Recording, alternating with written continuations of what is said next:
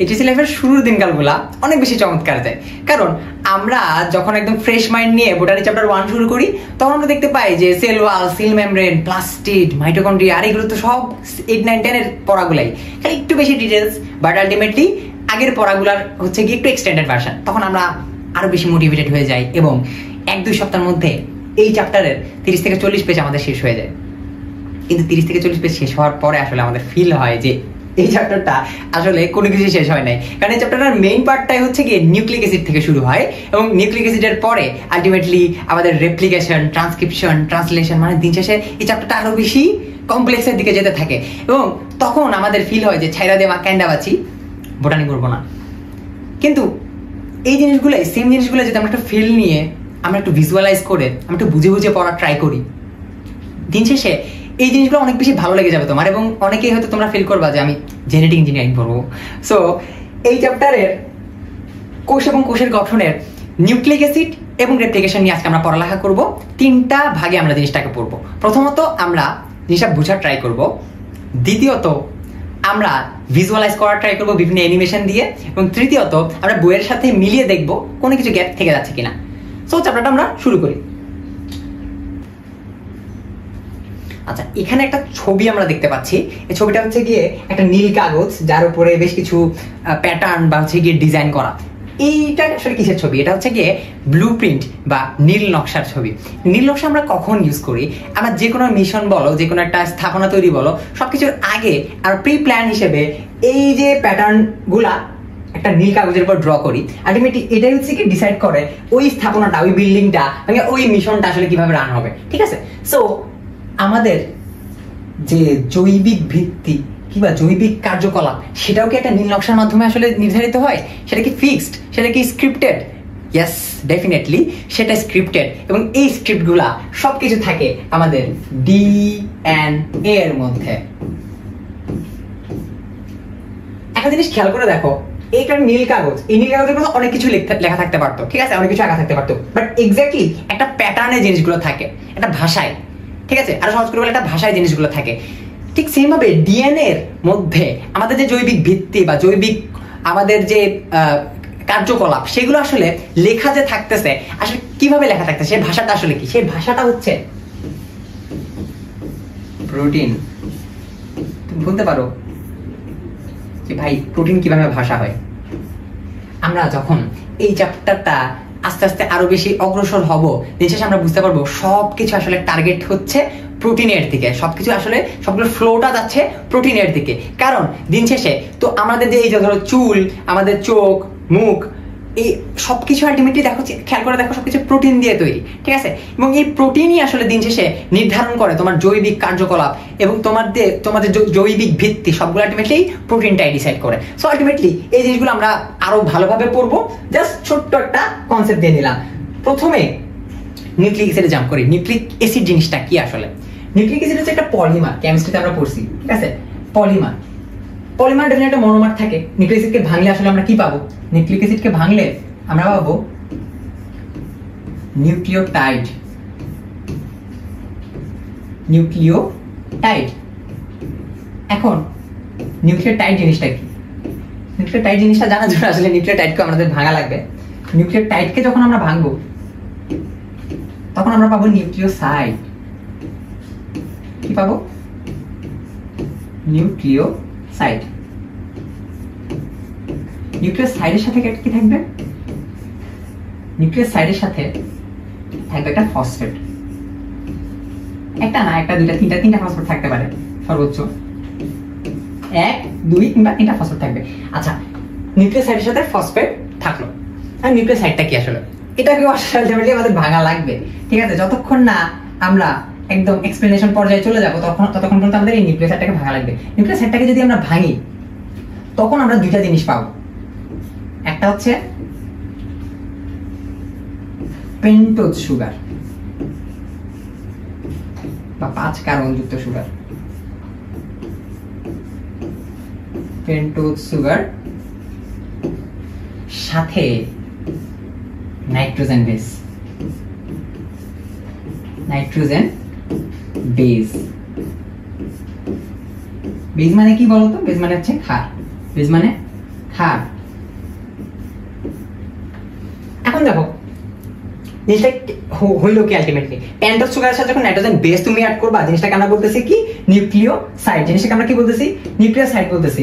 এই নিউক্লিওসাইডের সাথে তুমি একটা ফসফেট যদি অ্যাড করে দাও, এটা হয়ে যাবে নিউক্লিওটাইড। এবং অনেকগুলো একটার সাথে একটা নিউক্লিওটাইড যদি তুমি যুক্ত করতে থাকো, দিন শেষে আমরা যেটা পাবো সেটাই হচ্ছে কি একটা নিউক্লিক অ্যাসিড, এবং এই নিউক্লিক অ্যাসিড কয় প্রকার? ডেফিনেটলি আমরা আগে পড়ে আসছি 9-10 এ।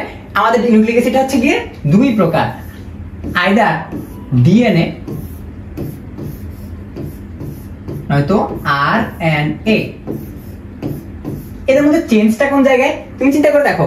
এই যে পেন্টোজ সুগার এবং নাইট্রোজেন বেস আমরা লিখলাম বা ফসফেট লিখলাম, এর মধ্যে তুমি চিন্তা করে দেখো কোনটা সবচেয়ে নিচের লেভেলে আছে, কোনটা একদম বেসিক লেভেলে আছে। এই জিনিসগুলা তার মানে আমাদের যে পেন্টোজ সুগার সেটাতে চেঞ্জ আসতে পারে, এবং এই সেটা চেঞ্জের মাধ্যমে আসলে হচ্ছে ডিএনএ এবং আরএনএ এর যে স্ট্রাকচারাল হচ্ছে ডিফারেন্সটা সেটা আমরা পাবো। ঠিক আছে, আমরা একটা একটা করে এক্সপ্লেইন করবো। এই যে পেন্টোজ, সো এই পেন্টোজ সুগারটা হচ্ছে কি আমরা একটু বুঝি। পেন্টোজ সুগারটা কি? 5 কার্বন যুক্ত একটা সুগার। ঠিক আছে, 5 কার্বন যুক্ত। এখন এই 5 কার্বনের 2 নাম্বার যে কার্বনটা, কয় নাম্বার কার্বন? 2 নাম্বার যে কার্বনটা, এই 2 নাম্বার কার্বনে OH বা হাইড্রোক্সিল থাকতে পারে, হাইড্রোজেন থাকতে পারে। ঠিক আছে, ধরো দুইটাই বরাবর আছে, তখন আমরা জিনিস এই স্ট্রাকচারটাকে বলবো কি? Ribose sugar. কি বলবো? Ribose sugar. কিন্তু এই 2 নাম্বার কার্বন থেকে তুমি যদি সুন্দর করে একটা অক্সিজেন মাইনাস করে যাও বা ডিলেট করে দাও, তখন সেটার নাম হয়ে যাবে ডিঅক্সিরাইবোজ সুগার। কি হবে? ডিঅক্সিরাইবোজ বা ডিলেট অফ অক্সিজেন।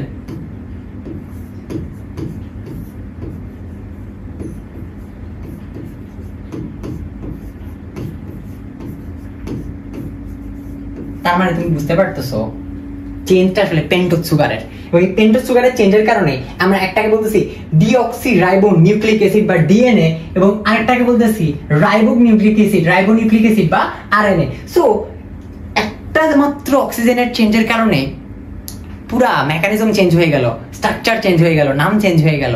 ঠিক আছে, কেন? একটা মাত্র অক্সিজেন অনেক বেশি গুরুত্বপূর্ণ, কারণ এই অক্সিজেনটা চলে যাওয়ার মাধ্যমে ডিঅক্সিরাইবোজ সুগারটা অনেক বেশি স্টেবল হয়ে গেছে, অনেক বেশি স্থায়ী হয়ে গেছে। তুমি চিন্তা করে দেখো আমাদের আণবিক ভিত্তি কি ডিএনএ নাকি আরএনএ? Definitely DNA. এবং এই ডিএনএ এর কারণে আলটিমেটলি ডিএনএ স্টেবল থাকার কারণে হচ্ছে গিয়ে তোমার এই আণবিক ভিত্তিটা স্টেবল থাকতেছে, যার কারণে আমার এই অক্সিজেনটা চলে যাওয়াটা অনেক বেশি গুরুত্বপূর্ণ, এবং এটা এই কারণে অনেক বেশি ভ্যালিড। ঠিক আছে, তার মানে এখানে আমার পেন্টোজ সুগারটা আমরা এক্সপ্লেইন করলাম। এবার আসি নাইট্রোজেন বেসটা। এই নাইট্রোজেন বেসটাও কি টাইপ থাকতে পারে? ডেফিনেটলি এই নাইট্রোজেন বেসে আমাদের টাইপ থাকবে। আমরা চলো এবার নাইট্রোজেন বেসের টাইপগুলো পড়ি। ঠিক আছে, নাইট্রোজেন বেস বা নাইট্রোজেনের নাইট্রোজেন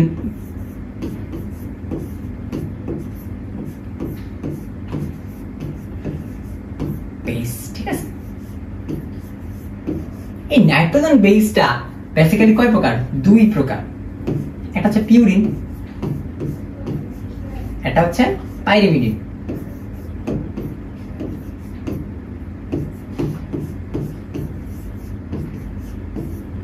এই দুইটার ডিফারেন্সটা বেশ ইন্টারেস্টিং। দেখো প্রথমত আমরা শব্দটা একটু এক্সপ্লেইন করি। ঠিক আছে, পিউরিন এবং পাইরিমিডিন। পিউরিনের তুমি কি একটু গেস করতে পারতেছো পিউরিনের পিওর দিয়ে কি হতে পারে? ডেফিনেটলি এখানে যে পিওর শব্দটা পাইতেছো এটা মানে বিশুদ্ধ বা পিওর, বিশুদ্ধ বা পিওর। আর এখানে বাকি যে শব্দটা সেটা হচ্ছে গিয়ে ইউরিন। সেটা কি? ইউরিন। তার মানে কি pure urine? Yes, definitely.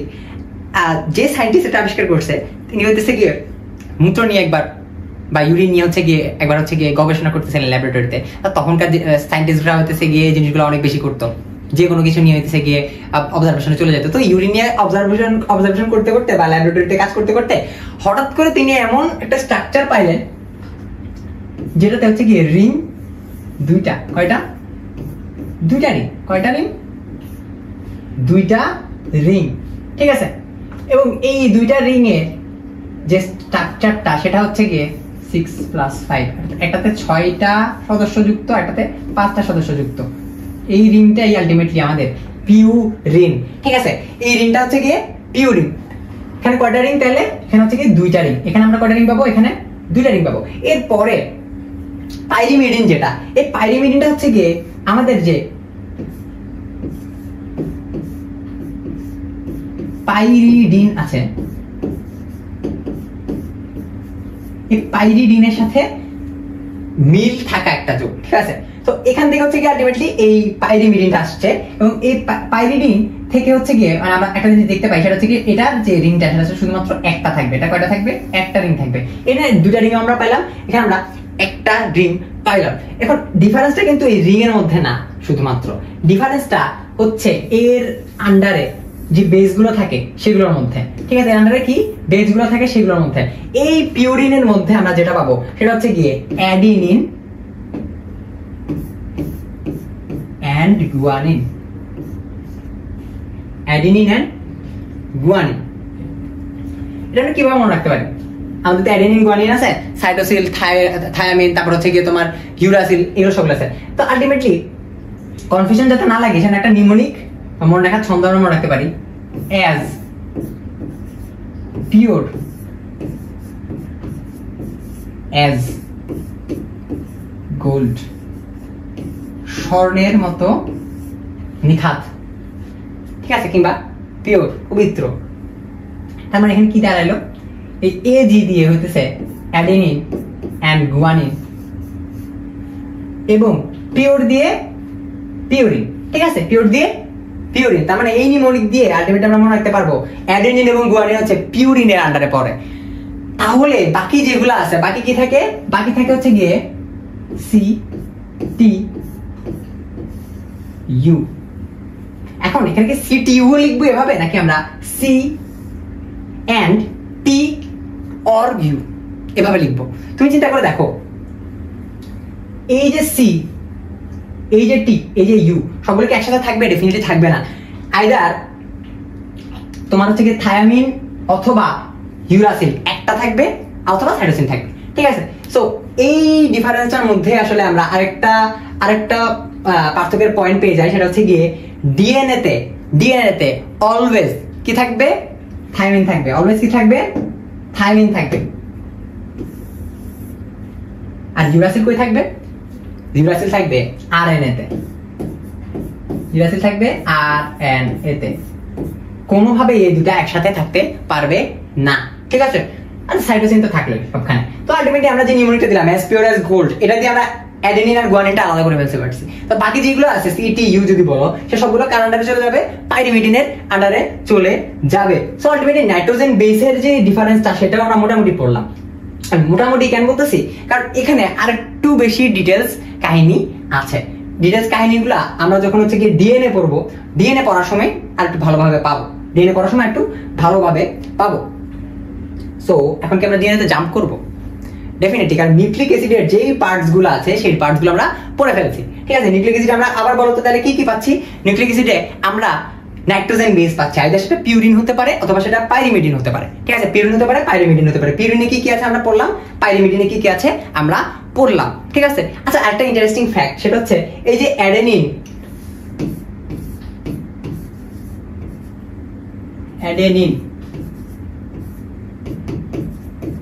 Guanine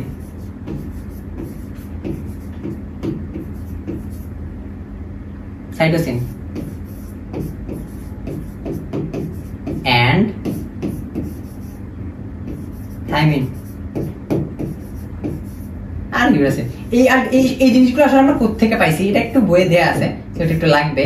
সেটা হচ্ছে এই ধরো হচ্ছে অ্যাডেনিন গুয়ানিন। এই গুয়ানিনটা হচ্ছে কি আমরা বাদুড়ের মল থেকে পাই। কোথা থেকে পাই? গুয়ানিন মানে হচ্ছে বাদুড়ের মল। এটা পাই হচ্ছে কি আমরা বাদুড়ের মল থেকে। দেন থাইমিন যেটা পাই সেটা হচ্ছে কি থাইমাস গ্ল্যান্ড থেকে। থাইমাস যে গ্রন্থি থাকে, এই গ্রন্থি থেকে হচ্ছে কি আমরা পাই। সাইটোসিন, সাইটো মানে কি বলতো? এটা না পারলে কিন্তু লজ্জা পাওয়া উচিত। সেটা হচ্ছে গিয়ে সেল থেকে। ইউরাসিলটাকে পাই আমরা ইউরিক অ্যাসিড থেকে। তো আলটিমেটলি কে কোথা থেকে আসছে এটা একটু ছোট করে জানা দরকার ছিল। সো আমরা মোটামুটি নিউক্লিক অ্যাসিডের সব জিনিসপাতি পড়ে ফেললাম। এরপরে আমার যে জিনিসটাতে জাম্প করতে হবে সেটা হচ্ছে ডিএনএ। তখন ডিএনএ নাম তো ডিঅক্সিরাইবোনিউক্লিক অ্যাসিড, তো এই ডিঅক্সিরাইবোনিউক্লিক অ্যাসিডের আরো কিছু নাম আছে, সুন্দর সুন্দর নাম আছে, পুরো চ্যাপ্টার জুড়ে সেই নামগুলো তোমরা পাবা। যার কারণে ওই যে দাঁড়ালে দুয়ারে গানটার যে এক লাইন ছিল যে কোন প্রিয় নামে ডাকে, অনেকগুলো নাম যখন থাকবে তখন তোমার আসলে ডিসাইড করা লাগবে কোন নামটা তুমি দিবা। তোমার এখানে লেখা আছে বংশগতির ধারক এবং বাহক, নট অনলি ধারক, ও কিন্তু বাহকও। ঠিক আছে, ডিএনএ কিন্তু বংশগতির ধারক এবং বাহকও। মানে বংশগতি বংশগতি বংশগতি বলতেছি আমরা, এই বংশগতি জিনিসটা কি অ্যাকচুয়ালি, তুমি কি জিনিসটা ফিল করতে পারো? বংশগতি মানে একটা মানুষ তার বাবা মার মতো যে ক্যারেক্টারগুলো সে বাবা মা থেকে পায় সেগুলো সে আসলে অ্যাকচুয়ালি কিভাবে পাইতেছে, এটা আসলে বংশগতি। এবং তার বাচ্চা কাচ্চাও সেই জিনিসগুলো পাবে। একবার তার দেখা যাচ্ছে তার হয়তো তার ভয়েসটা মিলতেছে, তার সাথে তার চেহারা অনেক বেশি মিলতেছে, চুলের কালার মিলতেছে, লেন্সের কালার মিলতেছে, এই যে মিলতেছে এগুলো কিভাবে মিলতেছে? আলটিমেটলি এই মিলার প্রসেসটা হচ্ছে কি বংশগতি। কারণ এই যে বললাম আমাদের সবকিছু কোড করা থাকে, নীল নকশা যেরকম থাকে, প্রিন্ট, আমাদের যে ব্লু প্রিন্টের কথা বলতেছি সেগুলো সবকিছুই আমাদের প্রত্যেকটা কোষের মধ্যে, প্রত্যেকটা কোষের মধ্যে ক্রোমোজোম থাকে, প্রত্যেকটা ক্রোমোজোমের ভিতরে আমাদের এই যে ডিএনএ আরএনএ গুলো থাকতেছে, এই যে ডিএনএ আরএনএ এগুলোর ভিতরে ইনকোডেড থাকতেছে বা কোড করা থাকতেছে। তো এই কোডটা আলটিমেটলি ভাগ্যের লেখন আমরা খনন করতে পারি না, এইভাবে হচ্ছে কি আমাদের চুল ত্বক এসব কিছু সৃষ্টি হবে। ঠিক আছে, সো বংশগতির ধারক আর বাহককে, বংশগতির ধারক হচ্ছে ডিএনএ। তারপর কি লেখা জীবকোষের জৈবিক সংকেত প্রদান, জীবকোষের জৈবিক সংকেত প্রেরক বা পাঠাবে। ঠিক আছে, এখানে আবার একটা লাইন লেখা মাস্টার মলিকিউল। কি লেখা? Master molecule. তার মানে এটা আণবিক লেভেলে কাজ করতেছে, কারণ আলটিমেটলি এই ডিএনএ এর ভিতরেই আমাদের যে কোড থাকতেছে, কোড থেকে আমরা প্রোটিন পাবো। কি পাবো? প্রোটিন পাবো। প্রোটিনই আলটিমেটলি ডিসাইড করতেছে একটা সেল কিভাবে ডিভিশন হবে, কিংবা হচ্ছে কি আলটিমেটলি আরো বড় পরিসরে যদি বুঝো আমার চুলের কালার কি হবে, চোখের কালার কি হবে, চুল ত্বক আমাদের যা কিছু আছে ম্যাক্সিমাম কি দিয়ে তৈরি? প্রোটিন দিয়ে তৈরি। প্রোটিনের কাজ কি কি পড়ছিল ছোটবেলায়? যে দেহ গঠন করে, ঠিক আছে, ক্ষয় পূরণ করে, বৃদ্ধি সাধন করে। সো আলটিমেটলি সব কাজই প্রোটিন রিলেটেড। সো এই প্রোটিনটা যখন আলটিমেটলি ডিএনএ এর ভিতরে থাকতেছে, ডিএনএ থেকে আমরা প্রোটিনটা পাইতেছি, তাহলে আমরা বলতে পারি না এটা একটা মাস্টার মলিকিউল, আমরা কি বলতে পারি না এটা একটা জীবকোষের জৈবিক সংকেত প্রেরক? ডেফিনেটলি বলতে পারি। এবং জীবের আণবিক ভিত্তি, এই লাইনটা আমরা যদি বলি খুব বাড়াই বলা হবে না। জীবের আণবিক ভিত্তি বা এই যে মলিকুলার বেস যদি আমরা বলি, সেটা আমরা ডিএনএ কে বলতে পারি। লাস্টলি একটা কথা লেখা, বংশগতির মূল একক, এটা হচ্ছে গিয়ে জিন। তাই এটা ডিএনএ, এটা ডিএনএ না। কিন্তু তুমি বলতে পারো ভাই জিন আর ডিএনএ এর মধ্যে ডিফারেন্স কোন জায়গায়? অ্যাকচুয়ালি জিনিসটা কি, ধরো ডিএনএ হচ্ছে কি একটা লাইব্রেরি, যে লাইব্রেরিতে অনেকগুলো বই রাখা, কিংবা ডিএনএ কে একটা বই হিসাবে চিন্তা করো, একটা বই ধরো, বইয়ের অনেকগুলো পৃষ্ঠা, এই ওই পৃষ্ঠাগুলো হচ্ছে কি আলটিমেটলি জিন। পৃষ্ঠাগুলো কি? পৃষ্ঠাগুলো হচ্ছে জিন। পৃষ্ঠাগুলো কি? পৃষ্ঠাগুলো জিন। আমি প্রথম বলছি না ভাষা কি? ভাষা হচ্ছে গিয়ে প্রোটিন। তার মানে এই যে বইয়ের পেজ, বইয়ের পৃষ্ঠা, পৃষ্ঠা থেকে যে ভাষা, যে ভাষায় বইয়ের পেজটা লেখা, যে ভাষায় বইটা লেখা, সেই ভাষাটা হচ্ছে গিয়ে প্রোটিন। আলটিমেটলি বুঝতে দিন শেষে সবগুলো প্রোটিনের দিকে ড্রাইভ হচ্ছে। ঠিক আছে, তো এই জিনিসটা একটু বোঝা লাগবে আমাদের, আমরা কিভাবে প্রোটিন পাবো এবং কেন প্রোটিন দরকার। সো ডিএনএ যে নামগুলো ছিল আলাদা, এগুলো একটু ক্লিয়ার করলাম, এবং কেন হচ্ছে কি ডিএনএ এই নামগুলো আমরা দিছি সেই জিনিসটা হচ্ছে ক্লিয়ার করলাম। ঠিক আছে, সো এই ডিএনএ যে স্ট্রাকচারটা, সেটা আসলে আলটিমেটলি আমাদের একটু আঁকা লাগবে। আচ্ছা, এবার আমাদের একটু আঁকা কি করা লাগবে, সেটা হচ্ছে কি ডিএনএ এর যে মলিকুলার স্ট্রাকচারটা, এটা 9 আমরা আঁকছিলাম গতে বা ঘয়ের জন্য। তো এই জিনিসটা আমরা আবার আঁকি। ঠিক আছে, প্রথমে আমরা যে নাইট্রোজেন বেসটা, এই নাইট্রোজেন বেসটা এঁকে ফেলি। ঠিক আছে, এই যে ধরো একটা নাইট্রোজেন বেস, একটা নাইট্রোজেন বেসের সাথে একটা নাইট্রোজেন বেস ডেফিনেটলি যুক্ত থাকবে। এটা একটা নাইট্রোজেন বেস, এটা একটা নাইট্রোজেন বেস। ঠিক আছে, এই নাইট্রোজেন বেসের সাথে এই ডেফিনেটলি কার সাথে লাগানো থাকে? এটা পেন্টোজ সুগারের সাথে লাগানো থাকবে। সেই পেন্টোজ সুগারটা আমরা এঁকে ফেলি। এই যে এটা একটা পেন্টোজ সুগার, এর পাশে আরেকটা পেন্টোজ সুগার থাকবে। এই যে এটা একটা পেন্টোজ সুগার, এটা আরেকটা পেন্টোজ সুগার। এবং এই পেন্টোজ সুগারগুলা আলটিমেটলি এই পেন্টোজ সুগারের সাথে আমাদের যে ফসফেটটা, এই ফসফেটটা যুক্ত হবে। সো এখানে সেম ভাবে আমি যে ফসফেটটা যুক্ত করে দিলাম। সো এই যে পুরা স্ট্রাকচারটা, এটা হচ্ছে গিয়ে কয়েকবার কপি হবে। পুরোটাকে আমরা যদি কপি করি,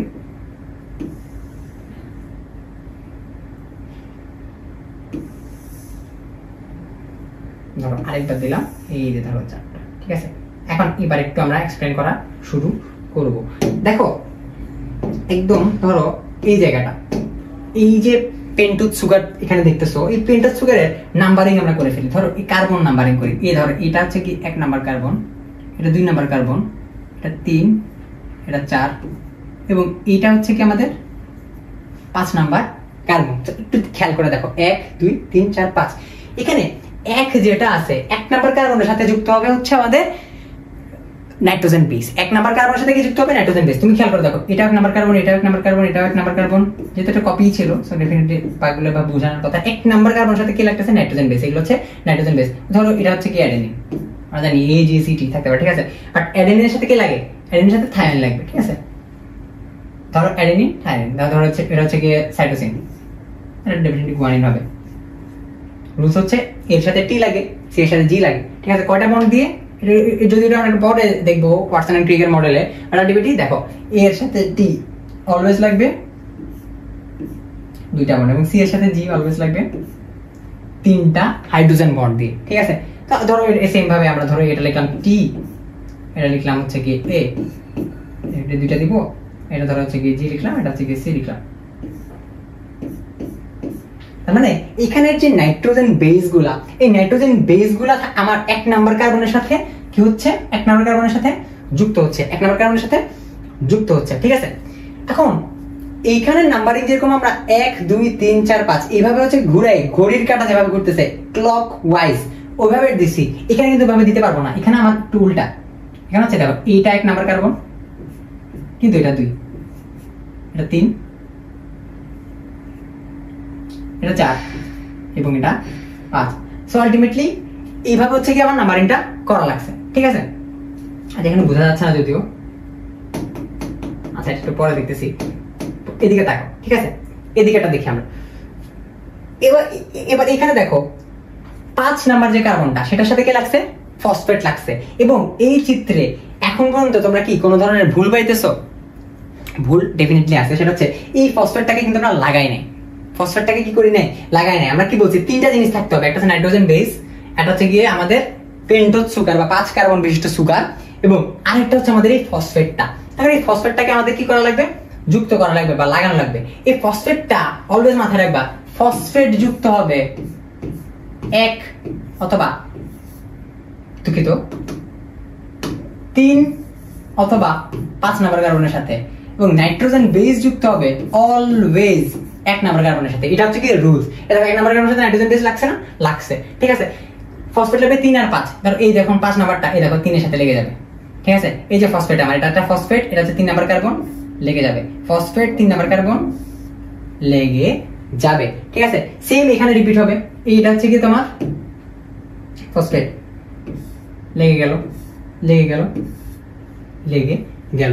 অর্থাৎ এইখানে এই যে ডিএনএ স্ট্রাকচারটা সেটা আমরা বুঝতে পারলাম যে 3টা জিনিস। প্রথমত আমার নাইট্রোজেন বেসটা লাগতেছে একসাথে একটা, এই নাইট্রোজেন বেসটার সাথে আবার হচ্ছে কি আমার রাইবোজ সুগারটা লাগতেছে, নাইট্রোজেন সুগারের কার্বন 1 নাম্বার কার্বন লাগতেছে, এবং 3 এবং 5 নাম্বার কার্বনে আমার ফসফেটগুলো যুক্ত হয়ে যাচ্ছে, ফসফেটগুলো যুক্ত হয়ে যাচ্ছে।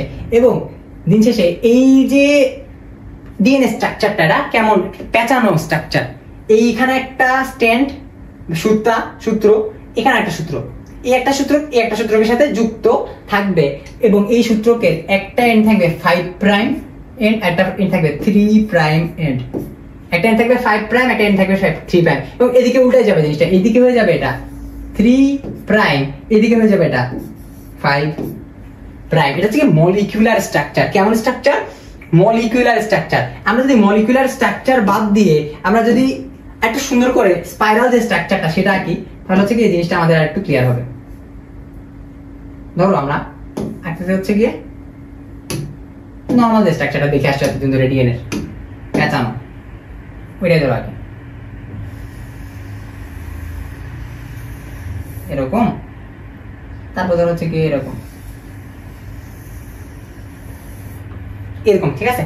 এবং একটা সুতার মতো পেঁচানো আমরা একটা স্ট্রাকচার দেখতে পাই। এবং এখানে কি থাকে? এই ধর একটু আগে আমরা যেরকম লিখছিলাম 5 প্রাইম 3 প্রাইম, ধরো এটা হচ্ছে কি 5 প্রাইম, তাহলে এটা ডেফিনেটলি এই যে ঘুরে আসতেছে পুরোটা, এটা হচ্ছে কি 3 প্রাইম, এবং এটা যদি 3 প্রাইম হয় এটা কত হবে? 5 প্রাইম হবে। ওয়াটসন এবং ক্রিক যে মডেলটা দিছে, এই মডেলটা ডেফিনেটলি এরকম, এই যে স্পাইরাল দিয়ে অনেক সুন্দর করে এক্সপ্লেন করা যায়। কিরকম এক্সপ্লেন? তো চলো আমরা ওয়াটসন আর ক্রিকের মডেলটা দেখি একটু। তাহলে প্রথমত লিখছে ফসফেট বাইরে থাকবে, নাইট্রোজেন বেস ভিতরে থাকবে, এবং এর মধ্যে কে কার সাথে যুক্ত থাকবে সেটাও আমরা ওয়াটসন এন্ড ক্রিকের মডেল দিয়ে বুঝতে পারি। চলো দেখি জিনিসটা কি। এই যে এখানে আমার আগের যে ছবিটা,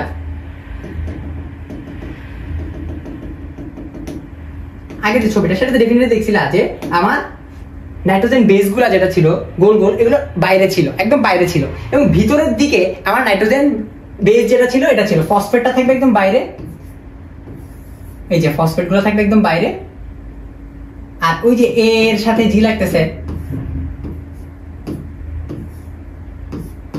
দুঃখিত, এর সাথে টি লাগতেছে, সি এর সাথে যে জি লাগতেছে, এগুলো কি একদম ভিতরে ছিল না, ভিতরের দিকে থাকবে, ঠিক আছে। কে কার সাথে যুক্ত থাকবে সেটা আমরা ডেফিনেটলি জানি। কয় নাম্বার কার্বনের সাথে যুক্ত থাকবে বলো? ফসফেট কয় নাম্বার কার্বন? 3 এবং 5, এবং 1 নাম্বার কার্বনে যুক্ত থাকবে নাইট্রোজেন বেস, এটা একদম ফিক্সড, ঠিক আছে। এটা ওয়াটসন ক্রিকের মডেলে আছে।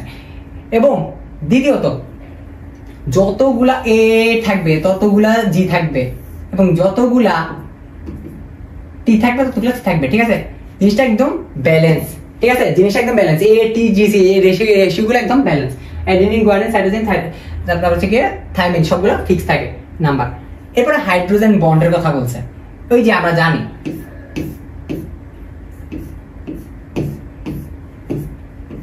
এটাই অলওয়েজ হয়, এটাই অলওয়েজ হবে। তুমি যদি এখানে টি এর জায়গায় ইউ বসাও চেঞ্জ হবে না এটা, ঠিক আছে।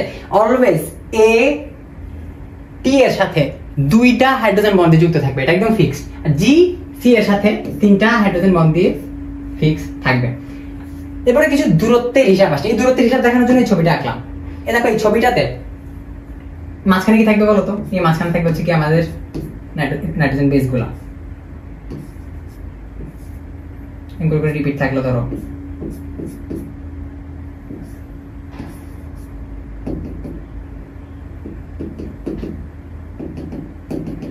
এভাবে হচ্ছে কি রিপিট থাকলো, রিপিটেড, ঠিক আছে। সো এখন এখান থেকে যে একটা প্যাচ শুরু হয়েছে, খেয়াল করে দেখো, আমরা বলেছি ডিএনএ কি একটা দ্বিসূত্রক ডিএনএ। কেমন ডিএনএ? দ্বিসূত্র, মানে 2টা সুতার মতো পেঁচানো। তো এই যে প্যাচটা শুরু হয়েছে, প্যাচ এই শুরু হইলো, শেষ হয়ে গেছে। এই পুরোটা যে শেষ হচ্ছে, এইটার একটা দূরত্ব বা লেংথ আছে। এই দেখো, আর এতটুকুতে শেষ হয়েছে। এই লেংথটা হচ্ছে কত? 34 অ্যাংস্ট্রম। অ্যাংস্ট্রম মানে 10 ইনভার্স 10 মিটার, 10 ইনভার্স 10। আমরা বেসিক্যালি অ্যাংস্ট্রমটাই হচ্ছে কি ইউজ করব। এটা কত? 34 অ্যাংস্ট্রম। এখন দেখো, এই যে পুরা একটা প্যাচ, এই পুরা প্যাচে আমার নিউক্লিওটাইড জোড়া থাকবে 10 জোড়া। কত জোড়া? 10 জোড়া। 10 জোড়া কি থাকবে বলতো? এই যে পুরোটা একটা নিউক্লিওটাইড জোড়া না? এই যে এরকম এরকম থাকবে কয়টা? 10টা। এরকম থাকবে কয়টা? 10টা। এরকম 10টা থাকবে। এবং এই যে 10টা থাকতেছে, প্রতিটা দৈর্ঘ্য তাহলে কত হবে? পুরোটা যদি 34 অ্যাংস্ট্রম হয়, এখানে যদি 10টা এরকম থাকে, তাহলে প্রত্যেকটা হবে 3.4 অ্যাংস্ট্রম। কত হবে? 3.4 অ্যাংস্ট্রম। আচ্ছা, এটা হলো দূরত্বের হিসাব। আর হচ্ছে গিয়ে যদি হচ্ছে লম্বায় আমরা হিসাব করি পুরো প্যাচ, ততটুকু হিসাবটা। এখন তুমি খেয়াল করে দেখো, লম্বায় তুমি হিসাব করলা, এই পাশে তুমি হিসাব করলা, তোমার এই পাশটা হিসাব করা লাগবে না? এই পাশে এই ডায়ামিটারটা হিসাব করা লাগবে না? এই ডায়ামিটারটা প্রস্থে কতটুকু হচ্ছে? কিংবা আরো সুন্দর করে বললাম আমরা, ব্যাস কতটুকু হচ্ছে? ব্যাস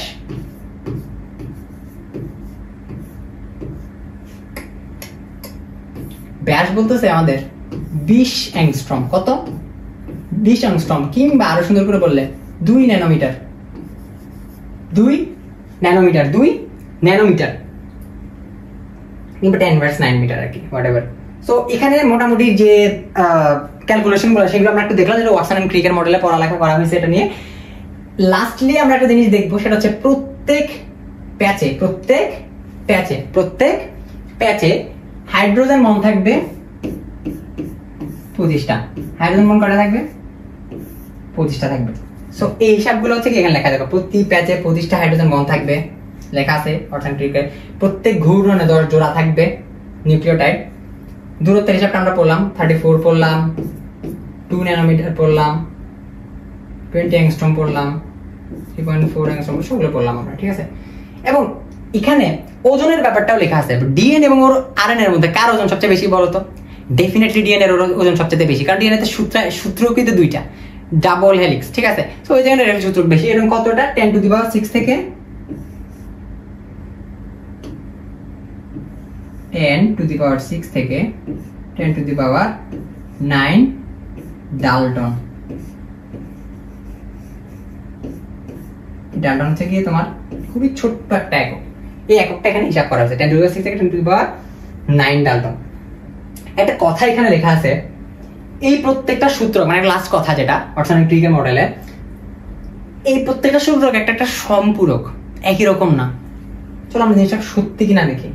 তুমি খেয়াল করে দেখো, এই সূত্রটা 3 প্রাইম থেকে শুরু হলো 5 প্রাইমে গিয়ে শেষ হচ্ছে, 5 প্রাইম থেকে শুরু হলো 3 প্রাইম থেকে গিয়ে শেষ হচ্ছে। একটাতে তোমার এক পাশে এ জি টি সি, ঠিক আছে, আরেক পাশে দেখো টি সি এ জি, উল্টা, ঠিক আছে। এই পাশের সাথে এই পাশের কি তুমি মিল পাইতেছো না, একটা উল্টা। এটা 3 প্রাইম থেকে শুরু হয়েছে, এটা 5 প্রাইম থেকে শুরু হয়েছে। সো তুমি বলতে পারো না একই রকম না এরা, তার মানে এরা ভিন্ন রূপ, একই রূপ না। কিন্তু একটা জিনিস খেয়াল করে দেখছো, এই যে এ ও এখানে টিটা ছাড়া কি অসম্পূর্ণ না? ডেফিনেটলি। এখানে যে জি ও সি ছাড়া অসম্পূর্ণ না। এখানে যে থায়ামিন ও এখানে অ্যাডেনিন ছাড়া কি অসম্পূর্ণ। সো আলটিমেটলি একটা একটাকে পূরণ করতেছে, এটাকে আমরা সহজ বাংলায় বলি সম্পূরক। আমরা বলতে পারি একটা সূত্রক একটা সূত্রের কি সূত্রকে সম্পূরক, একটা সূত্রক একটা সূত্রকে সম্পূরক, একটা সূত্রক একটা সূত্রকে সম্পূরক। এবং এখানে আরেকটা ব্যাপার আছে, আমরা দেখতেছিলাম আমাদের এই যে নাইট্রোজেন বেস গুলা, এই যে নাইট্রোজেন বেস যেগুলা ছিল সেগুলো কি হইতেছিল, সেটা কয় নাম্বার কার্বনের সাথে যুক্ত হচ্ছিল? এই ধরো 1 নাম্বার কার্বন, এই 1 নাম্বার কার্বনের সাথে যুক্ত হচ্ছিল, ঠিক আছে। এই 1 নাম্বার কার্বনের সাথে যুক্ত হবে অলওয়েজ, এটা তো ফিক্সড। কিন্তু এই যে আমার যে পিউরিন এবং এখানে যে পাইরিমিডিন, ঠিক আছে, এখানে যে পিউরিন এবং এখানে যে পাইরিমিডিন, পিউরিন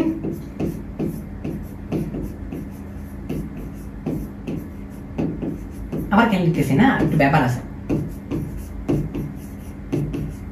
ধরো পাইরিমিডিন, ঠিক আছে, এই পিউরিন এবং পাইরিমিডিনের আমি বলছিলাম না, এই পিউরিনের রিং স্ট্রাকচার হচ্ছে 6+5, 6টা এলিমেন্ট 5টা এলিমেন্ট, এখানে হচ্ছে কি তোমার জাস্ট 5টা। সো একটা জিনিস মাথায় রাখবা, 6 5 11, এখানে 1 নাম্বার কার্বনের সাথে রাইবোজের 1 নাম্বার কার্বনের সাথে পিউরিনের 9 নাম্বার কার্বন যুক্ত হয়। কত নাম্বার কার্বন যুক্ত হয়? না সরি, নাইট্রোজেন যুক্ত হয়। কয় নাম্বার নাইট্রোজেন যুক্ত হয়? 9। কত? 9। 1 নাম্বার কার্বনের সাথে 9 নাম্বার যুক্ত হচ্ছে কোথায়? পিউরিনে। কোথায়? পিউরিনে। কোথায়? পিউরিনে।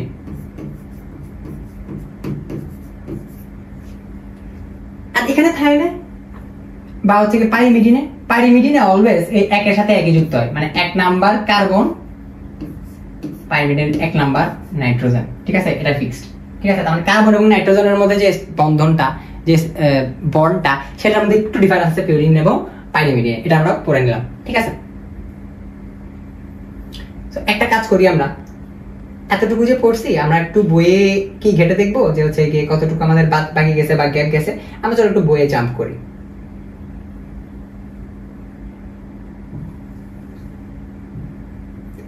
এই দেখো আমাদের নিউক্লিক অ্যাসিডের কথাবার্তা বলা, নিউক্লিক অ্যাসিডের আমাদের যে কে আবিষ্কার করছে না করছে এইসব কথাবার্তা বলা, সেগুলো আমি একটু পড়াতে চাই না, কারণ এই যে বিজ্ঞানীর নামগুলা এগুলো আলটিমেটলি মেডিকেল অ্যাডমিশন টেস্টে আসে না, এইচএসসি তে খুব বেশি আসে না। তুমি যদি খুব বড় জোর এনডিসি বা এই ধরনের কলেজে পড়ো, ওইখানে আছে কুইজে একটু পেঁচানোর জন্য তোমার এই কোশ্চেনগুলো দিতে পারে, বাট এগুলো খুব বেশি যে ইম্পর্টেন্ট এমন না, ঠিক আছে, এগুলো খুব বেশি যে ইম্পর্টেন্ট এমন না। এখানে একটু নতুন ইনফরমেশন আমরা জানি যে দেখো অলওয়েজ এখানে carbon, hydrogen, oxygen, nitrogen, phosphorus এগুলো নিয়ে তো ডেফিনেটলি নিউক্লিক অ্যাসিডটা গঠিত, ঠিক না।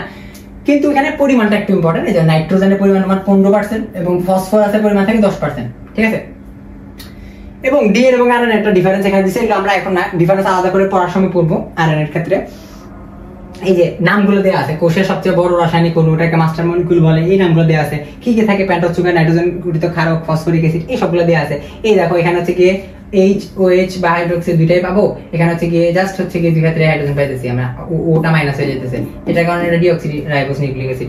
সো আলটিমেটলি এগুলো কি আমরা পড়ছি না, পড়ছি কিনা দেখো। এরপর আমাদের পিউরিন এবং পাইরিডিনের ডিফারেন্সটা দিছে, ঠিক আছে। এই যে অ্যাডেনিন, গুয়ানিন, থাইমিন, সাইটোসিন, এইগুলোর মধ্যে আরএনএ তে কি থাকে, আরএনএ তে থাইমিনের পরিবর্তে ইউরাসিল থাকতেছে, আরএনএ তে থাইমিনের পরিবর্তে ইউরাসিল থাকতেছে, এটা দেয়া আছে, ঠিক আছে। এগুলো সবই আমরা পড়ে আসছি। দেখো কোনটার নাম থেকে, গুয়ানিন থেকে অর্থাৎ হচ্ছে তোমার বাদুরের পরন্তমল, এখান থেকে আসছে নামগুলো, এগুলো আমরা পড়াই ফেলছি, ঠিক আছে। এবার ফসফরিক অ্যাসিডের সংকেত কি, H3PO4, এটা কি জানো না? অবশ্যই জানো।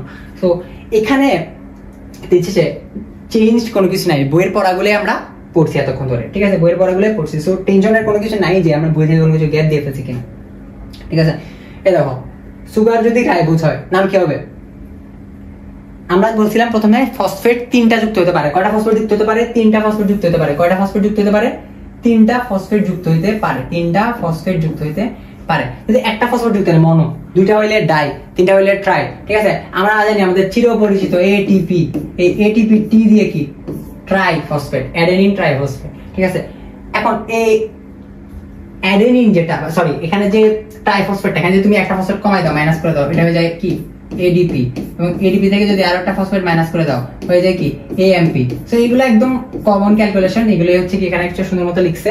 যদি তোমার রাইবোজ হয় নামের আগে কোনোভাবে ডি লাগবে না, যদি হচ্ছে একটা অক্সিজেন চলে যায় তাহলে ডিঅক্সিরাইবোজ হয়ে যাবে। সো এগুলা আলটিমেটলি আমরা এগুলো পড়ে আসছি, এখানে নতুন কোনো কিছু নাই। এই দেখেন লেখা 3 নাম্বার আর 5 নাম্বার কার্বন হচ্ছে গিয়ে কি ফসফেট যুক্ত হয়। আচ্ছা, তারপরে নিউক্লিক অ্যাসিডের টাইপ আমরা পড়তেছি, যে ডি শার্গফস ল হচ্ছে গিয়ে এখানে আছে ওয়াটসন এন্ড ক্রিকের মডেলে। শার্গফস লটা আসলে কি তুমি বলতে পারো নতুন পড়া হইতে? না, ডেফিনেটলি না। দেখো, যতগুলো এআরটি ততগুলো সিআরজি থাকে, এই যে সমান ইকুইভ্যালেন্ট নাম্বারে থাকতেছে, এটাকে আমরা বলতেছি কি শার্গফস ল। কি বলতেছি? শার্গফস ল, এটাই হচ্ছে গিয়ে লেখা। আচ্ছা, আর ডেভিডটি তারপর হচ্ছে তারপর এখানে লেখা আমার যে ওয়াটসন ক্রিকের মডেলটা সুন্দর মতো হচ্ছে গিয়ে একটু ল্যাবরেটরি লেখা আছে, বাট এটার বেসিক যে থিমগুলো আমরা পড়ে ফেলছি। সো এগুলো নিয়ে মাথায় ঘামানোর কোনো দরকার নাই। আচ্ছা, এরপরে আমাদের ওয়াটসন এন্ড ক্রিকের মডেলের ছবিটা হচ্ছে কি দেয়া আছে, এগুলো হচ্ছে কি আঁকাকি করছি আমরা। আর এই যে ওয়াটসন এন্ড ক্রিকের মডেলটাই বারবার করে দেয়া আছে, ডিএনএর কাজ দেয়া আছে। সো আমার মনে হয় না আমরা কোনো কিছু বাদ দিয়ে আসছি। এরপরে হচ্ছে গিয়ে আমরা ডিরেক্টলি আরএনএ তে জাম্প করব। কিসে জাম্প করব? আরএনএ তে জাম্প করব। তো চলো আমরা হচ্ছে ডিরেক্ট আরএনএ শুরু করে দিই। আচ্ছা, এখন আমাদের আরএনএ নিয়ে পড়ালেখা করা লাগবে। তো এখন ডিএনএ নিয়ে যখন আমরা অনেক ডিটেইলসে পড়ালেখা করে ফেলছি, আমাদের আরএনএ নিয়ে আসলে খুব বেশি প্যারা নাই। তো আরএনএ নিয়ে যখন আমরা পড়বো, বেসিক্যালি প্রথমত আমাদের ডিফারেন্সটা লাগবে আরএনএ এবং ডিএনএ। আরএনএ মানে রাইবোনিউক্লিক অ্যাসিড, অর্থাৎ এটার যে পেন্টোজ সুগার টাইপ, পেন্টোজ সুগারের 2 নাম্বার কার্বনে আমার হাইড্রোক্সিল গ্রুপটা থাকবে, ঠিক আছে। আমরা এখানে অক্সিজেনটা আছে, ডিলেট হয়ে যায় না। এটা একটা বেসিক ডিফারেন্স সুগারের ক্ষেত্রে, বাট আরো কিছু ডিফারেন্স আছে। আমরা জানি যে এখানে থাইমিনের পরিবর্তে ইউরাসিল থাকে। তারপর হচ্ছে গিয়ে আর কি ডিফারেন্স আছে বলো, এটা কোন জায়গায় থাকে, তারপর হচ্ছে গিয়ে এটা ফাংশনটা কি। সবার প্রথমে আমার মনে হয় যে তোমার ফাংশনটা বোঝা উচিত, ঠিক আছে, বা ফাংশনটা বোঝার ট্রাই করা উচিত। তুমি চিন্তা করে দেখো ডিএনএ এর কাজটা কি ছিল। ডিএনএ হচ্ছে কি আমাদের জৈব আণবিক ভিত্তি ছিল, ঠিক আছে। তোমার যত ইনফরমেশন, যত বায়োলজিক্যাল ইনফরমেশন বা যত ধরনের বায়োলজিক্যাল কোড সবগুলো ডিএনএ এর মধ্যে ছিল। আর আরএনএ এর কাজটা কি, তুমি একটু সুন্দর মানে জিনিসটা যদি একটু ভিজুয়ালাইজ করতে চাও, জিনিসটা হচ্ছে ডিএনএ হচ্ছে ইনস্ট্রাক্টর, ডিএনএ হইতেছে গিয়ে মানে স্ক্রিপ্ট লিখে দিছে, একটা সিনেমার স্ক্রিপ্ট লিখে দিছে, ঠিক আছে। এখন এই সিনেমাটা কিভাবে প্লে হবে সেটা ডিপেন্ড করতেছে ওটার অ্যাক্টর ডিরেক্টর কিভাবে মুভিটা চালাইতেছে সেটার উপর, ঠিক আছে। স্ক্রিপ্ট কিন্তু লেখা, এবং স্ক্রিপ্ট যেহেতু লেখা, এই আরএনএ এর কাজ হচ্ছে গিয়ে ডিএনএ এর সিকোয়েন্স অনুযায়ী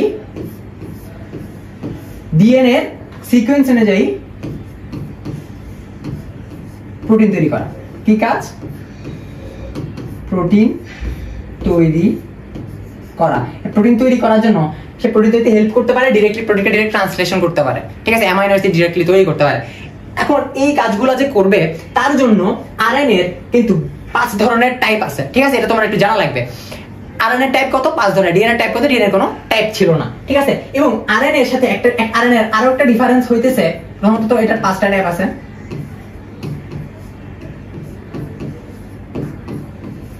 আরো একটা ডিফারেন্স হইতেছে এই যে আরএনএটা সেটা অনেকগুলো জায়গায় আছে। প্রথমত আমার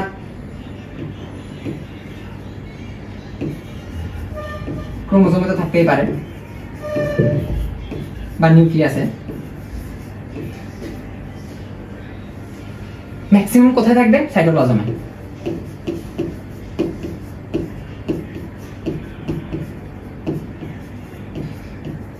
এর পাশাপাশি ও রাইবোজোমে থাকতে পারে,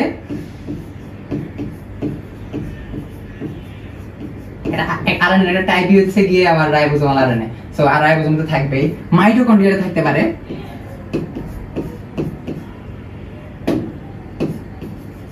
এবং লাস্টলি মাইটোকন্ড্রিয়ার সাথে, মাইটোকন্ড্রিয়ার নাম বললেই আরেকজনের নাম আমাদের মুখে অটোমেটিক চলে আসে, সেটা হচ্ছে কি প্লাস্টিড। ঠিক আছে, তো প্লাস্টিডও থাকতে পারে। এই একটু বেশি মানে ইম্পর্টেন্ট ইনফরমেশন, কারণ এগুলো এমসিকিউতে চলে আসতে পারে যে কোথায় আসলে আরএনএ থাকতে পারে না। ঠিক আছে, তখন এইগুলোর বাইরে যে অপশনগুলো সেগুলো আমরা আনসার করতে পারবো। তাহলে যে 5টা টাইপটা, এই 5টা টাইপই অনেক বেশি ইম্পর্টেন্ট, আরএনএ সবচেয়ে বেশি ইম্পর্টেন্ট পড়া। তো চলো আমরা দেখি 5টা টাইপ ইন্ডিভিজুয়ালি। প্রথম টিআরএনএ, এমআরএনএ এর কথা বলা আছে, আমরা এমআরএনএ নিয়ে আগে জানি। ঠিক আছে, আমি বলছি কি প্রোটিনের কাজ, আরএনএ এর কাজ কি? প্রোটিনটা তৈরি করা, প্রোটিন তৈরিতে হেল্প করা। ঠিক আছে, তো এই এমআরএনএটা দেখতে কেমন? চলো আমরা দেখি এমআরএনএটা দেখতে কেমন। এই ধরো এরকম একটা ঢের খেলানো স্ট্রাকচার হচ্ছে কি এমআরএনএ আমরা পাবো, এবং এখানে প্রত্যেকটা জায়গায় আমার কি থাকে? এই ধরো 1 2 3 1 2 3 1 2 3 1 2 3, এই যে তিনটা করে এগুলো কি? এগুলো হচ্ছে কি কোডন। ঠিক আছে, এগুলো হচ্ছে কি কোডন। অর্থাৎ আমার যে ডাবল স্ট্যান্ডার্ড ডিএনএ, এই ডাবল স্ট্যান্ডার্ড ডিএনএ এর মধ্যে যে ইনফরমেশন গুলো আছে, এই ইনফরমেশন গুলা এই যে তিনটা করে সিকোয়েন্স দেখতেছ, এই সিকোয়েন্স বা কোডনের মধ্যে দিয়ে থাকে। এখানে যে মেসেজটা, এখানের যে ইনস্ট্রাকশন যেগুলো বললাম বা স্ক্রিপ্ট বললাম, যেটা দিয়ে তোমার লাইফ চলতেছে, ঠিক আছে, যদি প্রোটিন তৈরি হচ্ছে, ওই লেখাগুলা, ওই কথাবার্তাগুলা এখানে তিনটা করে সিকোয়েন্স অনুযায়ী এই কোডনগুলোতে থাকতেছে। ঠিক আছে, তার মানে এখানে এই জিনিসগুলো দিয়ে আমরা কি পাইলাম? আমরা হচ্ছে গিয়ে একটা ডিএনএ এর কথাবার্তা, যেগুলো দিয়ে হচ্ছে গিয়ে যে ইনস্ট্রাকশন দিয়ে হইতেছে প্রোটিন তৈরি হবে, সেগুলো এখানে এনকোডেড থাকতেছে। এটা হচ্ছে গিয়ে একটা এমআরএনএ এর স্ট্রাকচার। কিন্তু এমআরএনএ এর স্ট্রাকচারটা ফুলফিল করার জন্য শুধুমাত্র কোডিং রিজিয়ন যে থাকে এমন না। তাহলে এখানে তো এই পুরো জায়গাটা জুড়ে তো কোডন দেখতেছো না, 1 2 3 4 অনেকগুলো কোডন দেখতেছো, কিন্তু এমআরএনএ এই সামনের দিকে একটা এমন পোরশন থাকে যেটাতে কিনা কোনো ধরনের কোডন পাবা না, এবং পিছনের দিকে আরেকটা পোরশন থাকে যেখানে কোনো ধরনের কোডন থাকে না। এই যে পার্টটা দেখতেছো, এটা হচ্ছে গিয়ে 5 প্রাইম এন্ড, এটা হচ্ছে গিয়ে 3 প্রাইম এন্ড। ঠিক আছে, এন্ড ডেফিনেটলি 5 যেহেতু বড় সংখ্যা, তাহলে এটাকে আমরা সমান দেখে এই জায়গাটার নাম বলবো লিডার ক্যাপ, আর এটা টেইল বা লেজ। লিডার কিংবা টেইল, এই দুইটার কোনটাতেই কিন্তু কোডন পার্টগুলো নাই, তাহলে এটা নন কোডিং পার্ট। ঠিক আছে, তাহলে এমআরএনএ কোডিং রিজিয়ন আছে একটা বা কোডিং পার্ট আছে একটা, আর নন কোডিং পার্ট আছে আরেকটা। ঠিক আছে, তো এই পুরো স্ট্রাকচারটা আলটিমেটলি কি করে? এই মেসেজগুলো আলটিমেটলি কনভার্ট হবে প্রোটিনে। সরাসরি প্রোটিনে কি কনভার্ট হয় না? ডেফিনেটলি আমরা জানি প্রোটিন অনেকগুলা অ্যামাইনো অ্যাসিডের সমষ্টি। তাহলে আমাদের প্রথম টার্গেট অ্যামাইনো অ্যাসিড তৈরি করা বা অ্যামাইনো অ্যাসিডকে কোড করা। ঠিক আছে, এখানে যে কোডনগুলো আছে, এই কোডন অনুযায়ী আমি অ্যামাইনো অ্যাসিড তৈরি করব। এই কোডন অনুযায়ী কি তৈরি করব? অ্যামাইনো অ্যাসিড তৈরি করব। এই অ্যামাইনো অ্যাসিডগুলো একটার সাথে একটা জয়েন হয়ে আমার আলটিমেটলি কি নিয়ে আসবে? একটা প্রোটিন, একটা পারফেক্ট প্রোটিনের স্ট্রাকচার নিয়ে আসবে, যে প্রোটিনটা হচ্ছে কি আলটিমেটলি আমাদের যে কোষের কার্যক্রমগুলো সেগুলো হচ্ছে কি নিয়ন্ত্রণ করতেছে, আমাদের দেহের যে কার্যক্রম সেগুলোকে নিয়ন্ত্রণ করবে। তো আলটিমেটলি এই যে এমআরএনএটা, সেটা সবচেয়ে ইম্পর্টেন্ট পার্ট হচ্ছে কি এই ছোট্ট যে জায়গাটা দেখতেছো, সেটা এটা কি? এটা হচ্ছে কি কোডন। ঠিক আছে, এখন তুমি চিন্তা করে দেখো, এই কোডনটা কি খুব সাধারণ ভাষা? এটা মানে এই যে কোডনটা বেসিক্যালি দেখতে এরকম, ধরো UAA UAG UGA। ঠিক আছে, এগুলো দিয়ে কি আমার কোনো কাজ আছে? ধরো এই যে তিনটা দেখতেছো, এগুলো দিয়ে কি তোমার কোনো কাজ আছে? ডেফিনেটলি না।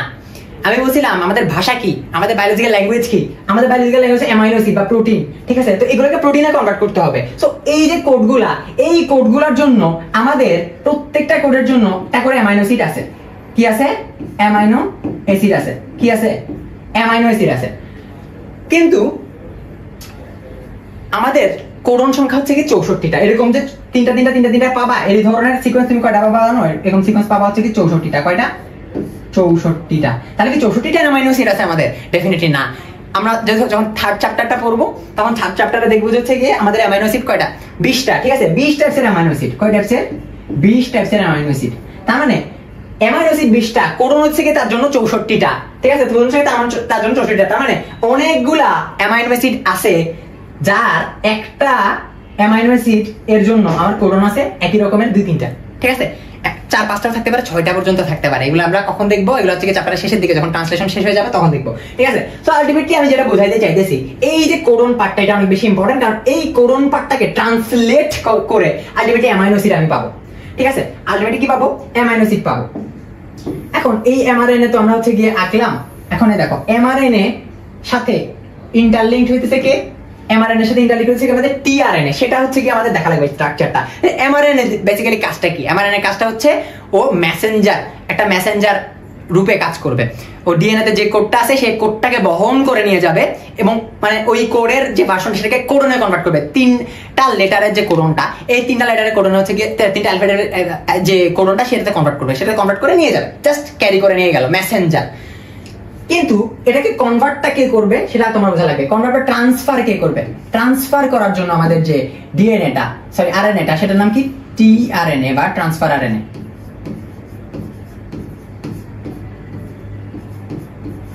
Transfer RNA. এখানে ট্রান্সফার আরএনএটা দেখতে কেমন? চলো এর স্ট্রাকচারটা আমরা দেখি।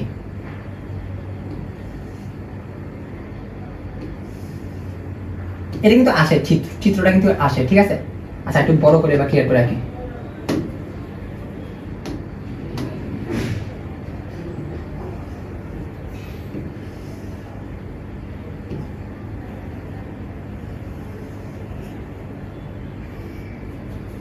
কিন্তু অনেক সোজা এটা। বায়োলজিতে কোন চিত্র যদি সোজা নাও হয় তাও এঁকে দেওয়া উচিত। ঠিক আছে, কেন? কারণ চিত্র মানে নাম্বার।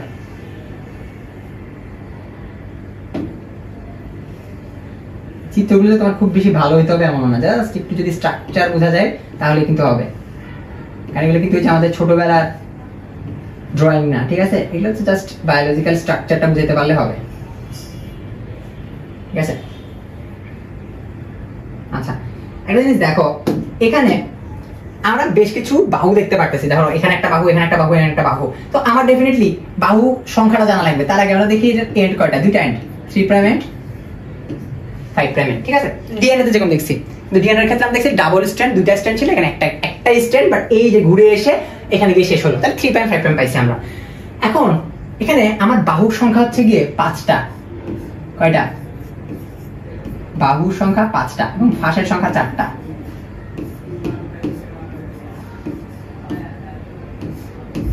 বাহু এবং ফাঁসগুলো আমাদের একটু দেখা লাগবে। এই যেখানে একটু দেখো, এই পাশটাতে হইতেছে গিয়ে লেফট সাইডে হইতেছে কি যেটা একটু বাহুর মতো দেখতেছে, সেটা হচ্ছে কি আমাদের টি বাহু। এটা এদিকে যেটা দেখতেছো ডান দিকে, সেটা হচ্ছে কি ডি বাহু।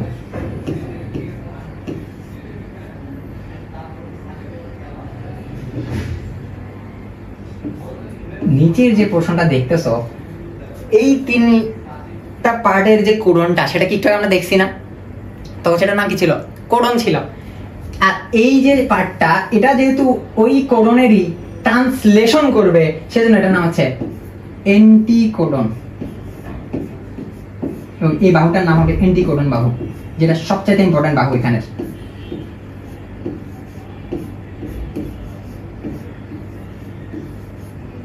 এবং লাস্টলি এই জায়গাটাতে এই কোডনটার জন্য এই জায়গাটাতে আমরা অ্যামাইনো অ্যাসিডটা আমরা পাবো। কোন জায়গাটাতে? যে 3 প্রাইম এন্ডের এখানে। এখানে আমরা কি পাবো? অ্যামাইনো অ্যাসিডটা পাবো। কি পাবো? অ্যামাইনো অ্যাসিড পাবো। অ্যামাইনো অ্যাসিড পাবো। ঠিক আছে, এই অ্যামাইনো অ্যাসিডটা যেহেতু পাইতেছি, ধরো AUG কোডটা দিছি কি? ধরো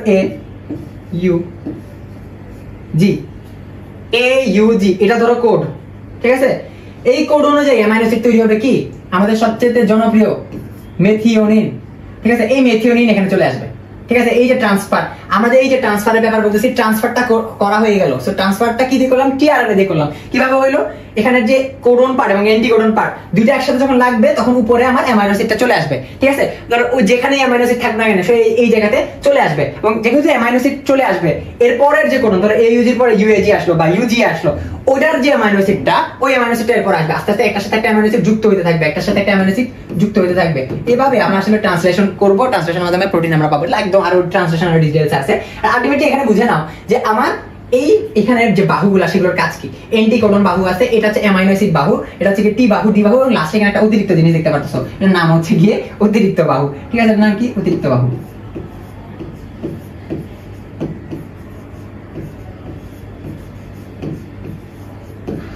অতিরিক্ত বাহু। সো এটা হচ্ছে কি একটা টিআরএনএ বা ট্রান্সফার আরএনএ স্ট্রাকচার। এবং এই ট্রান্সফার আরএনএ এর জন্য, এই ট্রান্সফার আরএনএ এর জন্য আমার 20টা তোমার এনজাইম কিন্তু ফিক্স থাকে। ঠিক আছে, 20টা তোমার ট্রান্সফার টিআরএনএ সিনথেটেজ আমার কিন্তু ফিক্স থাকে। টিআরএনএ সিনথেটেজ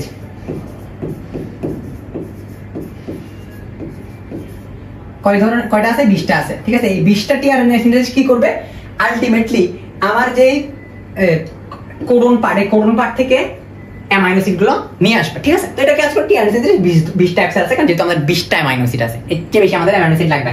তার মানে টিআরএনএ এমআরএনএ এর পার্টটা আমরা পড়লাম, কিন্তু এখানে আরেকটা জিনিস আমার লাগবে, সেটা হইতেছে পার্সেন্টেজটা। ঠিক আছে, টিআরএনএ কতটুকু আছে, টিআরএনএ প্রথমত একটা ইনফরমেশন তোমার মাথায় রাখতে হবে, এটা হচ্ছে ক্ষুদ্রতম মানে আরএনএ। এটা কি, ক্ষুদ্রতম আরএনএ। ঠিক আছে, এটা সাইজটা অনেক ছোট, একদম ছোট, সাইজটা অনেক ছোট। এমআরএনএ হচ্ছে গিয়ে সবচেয়ে কম অ্যামাউন্টে থাকে, মাত্র 5 থেকে 10% আরএনএ এর পার্সেন্টেজ হইতেছে আমার এই এমআরএনএ, যেটা কিনা সবচেয়ে গুরুত্বপূর্ণ কিন্তু কম। টিআরএনএ কতটুকু থাকবে, এই 5 থেকে 10, 10 এর পরে কি আছে, 15 আছে, তার মানে 15% হচ্ছে কি আমার টিআরএনএ থাকলো। ঠিক আছে, তার মানে এই জিনিসগুলো, এই ডিফারেন্সগুলো আমরা করলাম। পরবর্তীতে আমাদের যে বাকি পার্টগুলো এগুলো লাগবে, হচ্ছে রাইবোজোমাল আরএনএ। আরএনএ আর দিয়ে কি, রাইবোজোমাল আরএনএ। আরএনএ আর দিয়ে কি, রাইবোজোমাল আরএনএ।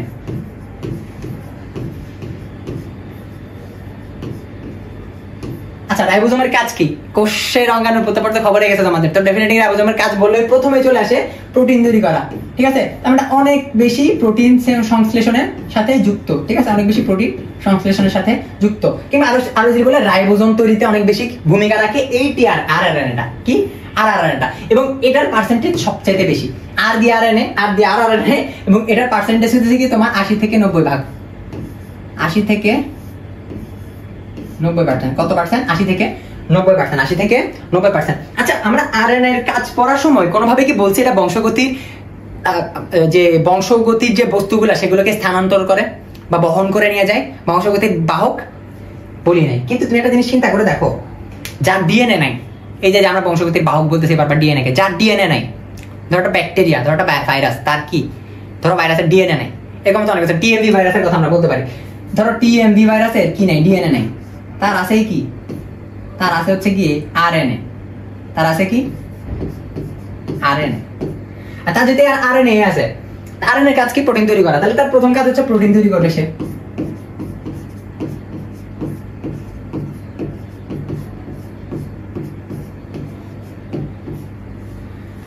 কিন্তু তার বংশগতীয় বস্তুগুলোকে বহন করবে কে, ধারণ করবে কে, সেটাও আসলে আরএনএ। ঠিক আছে, তার মানে এই যে জিআরএনএ, জেনেটিক আরএনএ, এটার কাজ হচ্ছে ডিএনএ এর মতো। এটা কাদের থাকবে, এই যে টিএমভি ভাইরাস টাইপসের যারা অসহায়, যাদের হচ্ছে গিয়ে ডিএনএ নাই, তাদেরই এইটা থাকবে। ঠিক আছে, তার মানে কি, ওরা বংশগতীয় আরএনএ, ডিএনএ এর কাজটা করে দিতেছে। আচ্ছা, তারপরে কিছু মাইনর আরএনএ এর কথা লেখা আছে। এই মাইনর আরএনএ গুলো দুই ধরনের হতে পারে, একটা হচ্ছে এসএন, একটা হচ্ছে এসসি। এসএন মানে এস দিয়ে হচ্ছে কি স্মল, এস দিয়ে কি স্মল, এন দিয়ে নিউক্লিয়ার,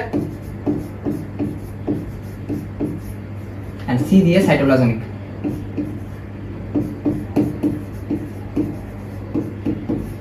অর্থাৎ নিউক্লিয়াসে এবং সাইটোপ্লাজমে ছোট ছোট মাইনর কিছু আরএনএ পাওয়া যায়। এই দুইটার কাজ আসলে আলটিমেটলি হচ্ছে গিয়ে কি করা, এনজাইম হিসেবে ভূমিকা রাখা। ঠিক আছে, এরা কি করে, এরা এনজাইম কমপ্লেক্স ফর্ম করে,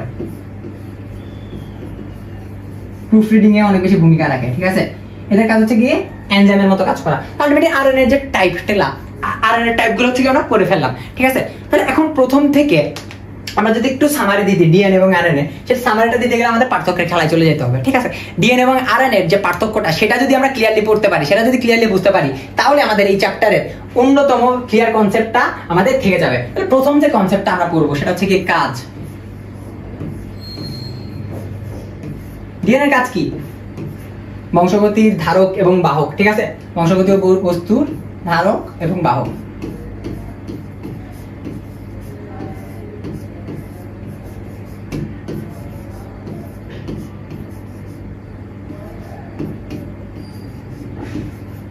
এই কাজগুলো করে। আর আরএনএর কাজ কি? আরএনএর কাজ তো প্রোটিন তৈরি করা। আরএনএর কাজ কি? প্রোটিন তৈরি করা।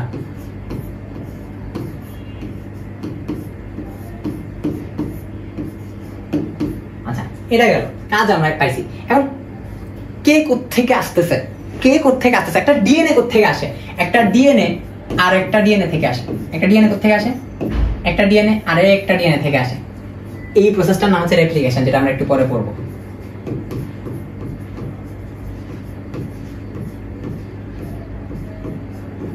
ঠিক আছে, তার মানে উৎপত্তি।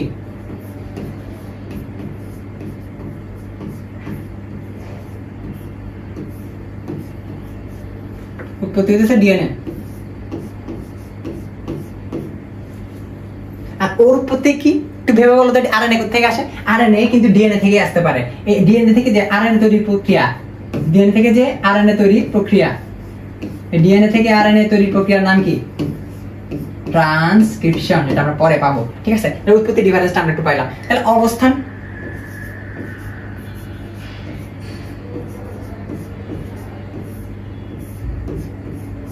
অবস্থান ডিএনএ কই থাকে? Maximum portion, DNA maximum portion থাকে নিউক্লিয়াসে। কোথায় থাকে? নিউক্লিয়াসে। কই থাকে? নিউক্লিয়াসে। 90% নিউক্লিয়াসে থাকবে।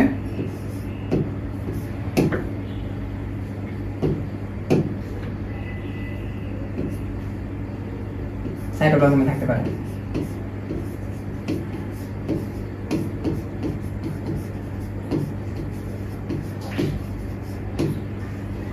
মাইটোকন্ড্রিয়াতে কিন্তু ডিএনএ থাকতে পারে, যেটাকে মাইটোকন্ড্রিয়াল ডিএনএ বলে।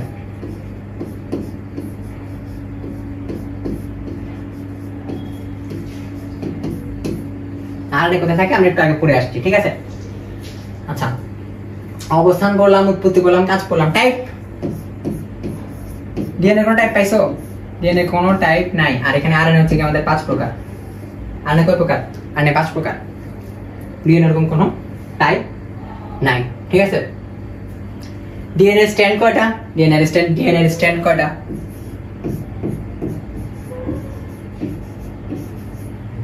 দুইটা। এখানে স্ট্র্যান্ড কয়টা? একটা, এক সূত্র। ঠিক আছে, এখানে কি কি আছে? পিউরিন পাইরিমিডিনের মধ্যে এ জি সি টি চারটাই আছে। এখানে এ জি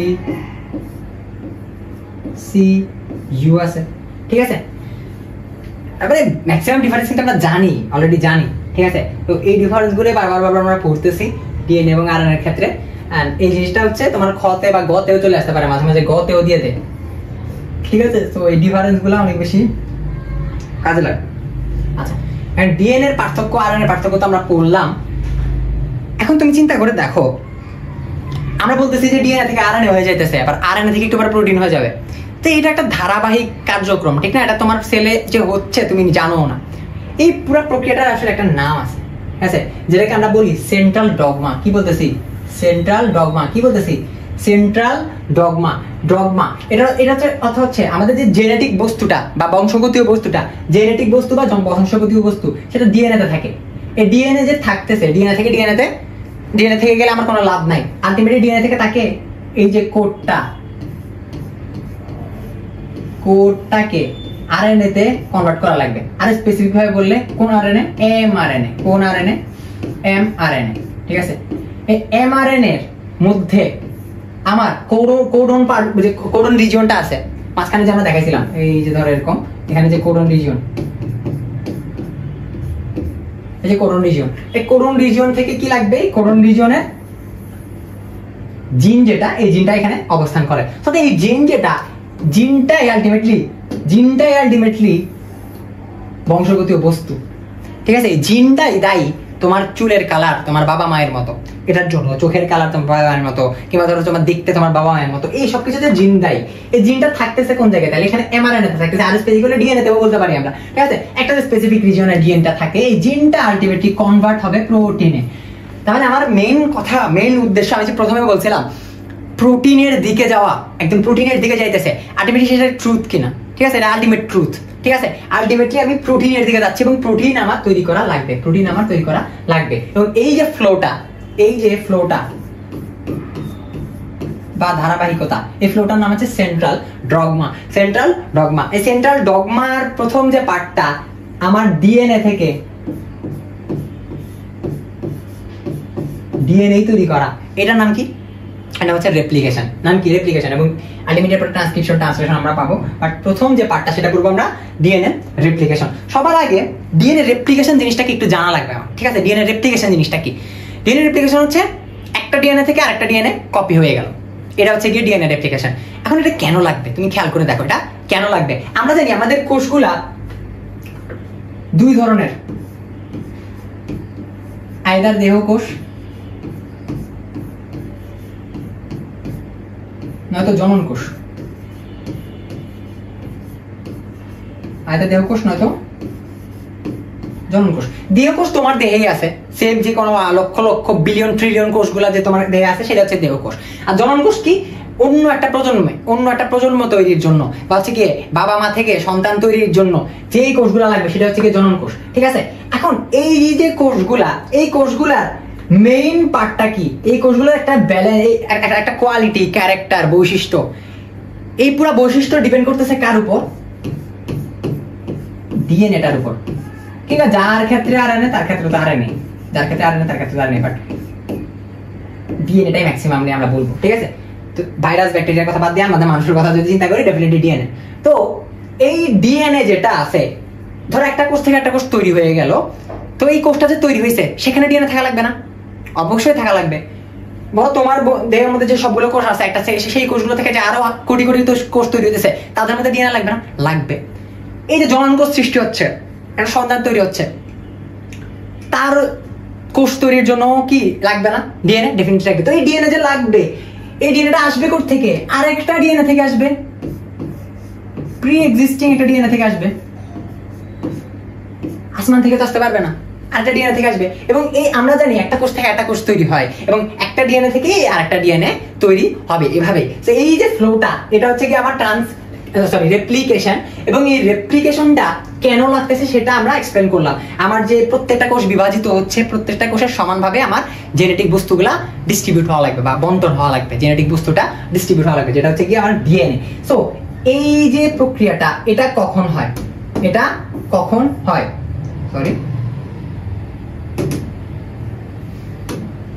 আচ্ছা, এই যে প্রক্রিয়াটা, এই প্রক্রিয়াটা কখন হয় তোমার একটু জানা লাগবে।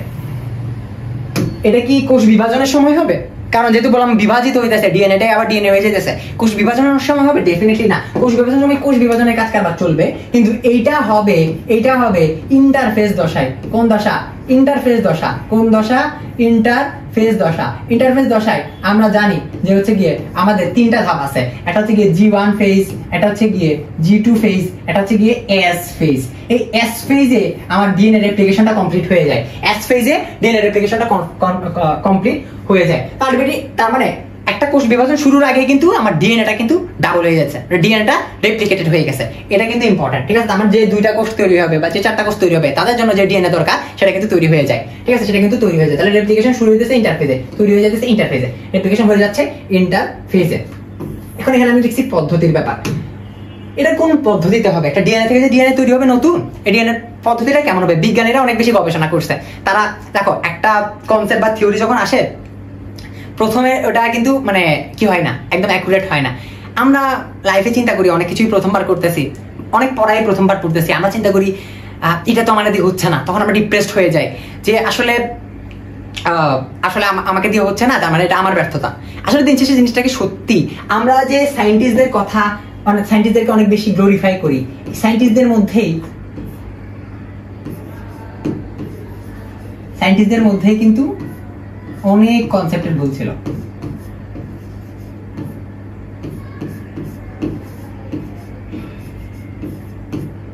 তুমি চিন্তা করে দেখো এখানে কি লিখতেছি আমি, অর্ধ সংরক্ষণশীল।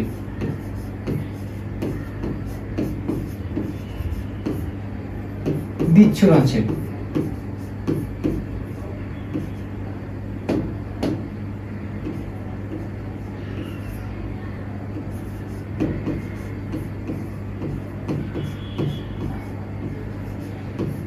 চিন্তা করে দেখো সায়েন্টিস্টরা যে প্রথমে এই যে ডিএনএ রেপ্লিকেশন হবে কিভাবে হবে এই প্রসেসটা বাইর করতে গিয়ে এক একজন কিন্তু একটা কথা বলছে, এবং এখানে দুইজন কিন্তু রং, দুইজন কিন্তু কি ভুল, দুইজনের কনসেপ্ট কিন্তু ভুল। এই যে রক্ষণশীল বা সংরক্ষণশীল পদ্ধতি কিংবা বিচ্ছুরণশীল পদ্ধতি, এই দুইটা পদ্ধতি কিন্তু ভুল। তার মানে চিন্তা করে দেখো বিজ্ঞানীরাও যখন প্রথমবার কোনো জিনিস ব্যাখ্যা করতে গেছে, প্রথমবার অনেকবার গবেষণা করে যখন ব্যাখ্যা করছে, তখন তারা কিন্তু ভুল হতে পারছে, ঠিক না? কিন্তু আমরা নিজেরা কিন্তু নিজেদের ভুলটা কিন্তু অ্যাকসেপ্ট করতে পারি না। আমরা চিন্তা করি যে আমরা একটা ভুল করছি কিংবা একটা পড়া বুঝতেছি না, একটা স্টেপ আমাদের মিস্টেক হয়ে গেছে, তখন আমরা চিন্তা করি যে এটা আমার ফল্ট। কিন্তু আলটিমেটলি দেখো আমরা, তোমরা যারা অনেক বেশি যে সায়েন্টিস্টদেরকে অনেক বেশি গ্লোরিফাই করো, বা কিন্তু চিন্তা করো যে সায়েন্টিস্টদের আইকিউ ওই লেভেলের, ঠিক আছে, তারা হচ্ছে গিয়ে গোট লেভেলের মানুষ। তো এই চিন্তা ভাবনাগুলো যাদেরকে নিয়ে করি তারাও কিন্তু অনেক বেশি ভুল করছে। তারা আজীবন গবেষণা করে যে জিনিসটা বের করলো, দেখা গেলো এটা আসলে ওই ধরনের কোনো কিছুই নাই, ঠিক আছে, কনসেপ্টটাই ভুল। তো আলটিমেটলি তাদের জীবন কি ভুল হয়ে গেছে? ডেফিনেটলি না। তোমার ট্রাই করাটাই সবচেয়ে বেশি ইম্পর্টেন্ট, ঠিক আছে? তো এত কথা যে বলতেছি, সব কথা আলটিমেট ফেট হইতেছে গিয়ে আমার এই অর্ধ সংরক্ষণশীল যে পদ্ধতিটা সেটা হচ্ছে গিয়ে কারেক্ট, ঠিক আছে? তার মানে এই বাকি যে কাহিনীগুলো এগুলা লাগবে না, আমার কারেক্ট পদ্ধতি হচ্ছে অর্ধ সংরক্ষণশীল পদ্ধতি। নাম কি? অর্ধ সংরক্ষণশীল পদ্ধতি। তাহলে আমার ডিএনএ রেপ্লিকেশন কোন পদ্ধতিতে হয়? অর্ধ সংরক্ষণশীল পদ্ধতি।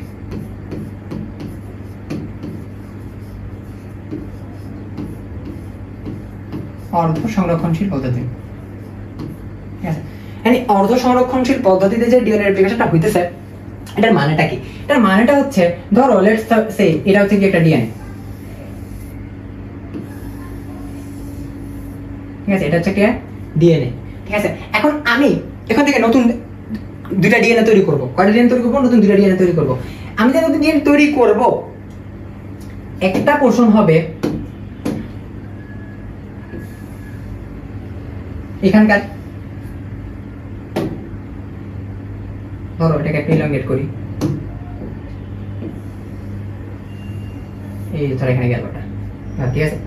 তাহলে আমার যে নতুন ডিএনএটা আসতেছে, এই নতুন ডিএনএটার একটা পোর্শন হবে একদম নতুন। এই যে দেখো নতুন ডিএনএ একটা পোর্শন হবে একদম নতুন, এবং আরেকটা পোর্শন হবে পুরাতন। সাদা পার্টটা কি পুরাতন না? দেখো দুইটা ডিএনএ কিন্তু পাইছি আমরা। কয়টা ডিএনএ পাইছি? দেখো দুইটা ডিএনএ পাইছি, দুইটা ডিএনএ পাইছি আলাদা আলাদা, কিন্তু এর একটা পোর্শন গ্রিন, একটা পোর্শন হোয়াইট। মানে কি একটা অর্ধেক হচ্ছে গিয়ে নতুন, অর্ধেক হচ্ছে গিয়ে পুরাতন। এটার জন্য বলতেছি আমি অর্ধ সংরক্ষণশীল। কেমন সংরক্ষণশীল? অর্ধ সংরক্ষণশীল পদ্ধতি। এই অর্ধ সংরক্ষণশীল পদ্ধতিতে কি হয়? আমার ডিএনএটা রেপ্লিকেটেড হয়, ঠিক আছে? এবং বাকি যে কনসেপ্টগুলো সেগুলো আমাদের লাগবে না, কারণ সেই কনসেপ্টগুলো ভুল প্রমাণিত হয়েছে। কারণ ডিএনএ যে রেপ্লিকেশন হইতেছে, রেপ্লিকেশন হওয়ার জন্য এই পদ্ধতিটার জন্য প্রথমে বেশ কিছু জিনিসপাতি লাগবে, প্রথম থেকে শেষ পর্যন্ত। সেগুলো সিরিয়ালি আমাদের একটু মনে রাখতে হবে, সিরিয়ালি আমাদের একটু মনে রাখতে হবে। প্রথমত আমার যেটা লাগবে সেটা হচ্ছে একটা টেমপ্লেট,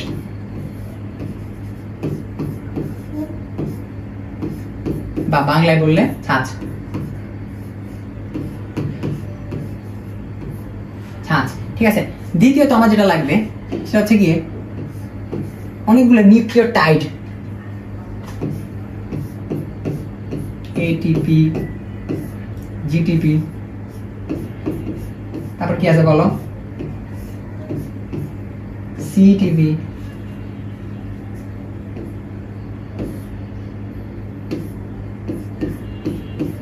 সবগুলো ট্রাইফসফেট। কিন্তু সবার নামের আগে দেখো ডি আছে, কেন? কারণ এটা ডিএনএ, ঠিক আছে? তাহলে ডিঅক্সিরাইবো লাগবে, ঠিক আছে? তার মানে ডি লাগবে আমার। এই যে ডিএটিপি, জিটিপি, জিসিটিপি, জিটিপি, এগুলো আলটিমেটলি কি? এগুলো হচ্ছে নিউক্লিওটাইড। আমরা জানি নিউক্লিওটাইড থেকে আলটিমেটলি কি আসে আমার? এই যে জিনিসগুলো এগুলো থেকে আলটিমেটলি কি আসে? আমার আসে এনার্জি বা শক্তি। কি আসে?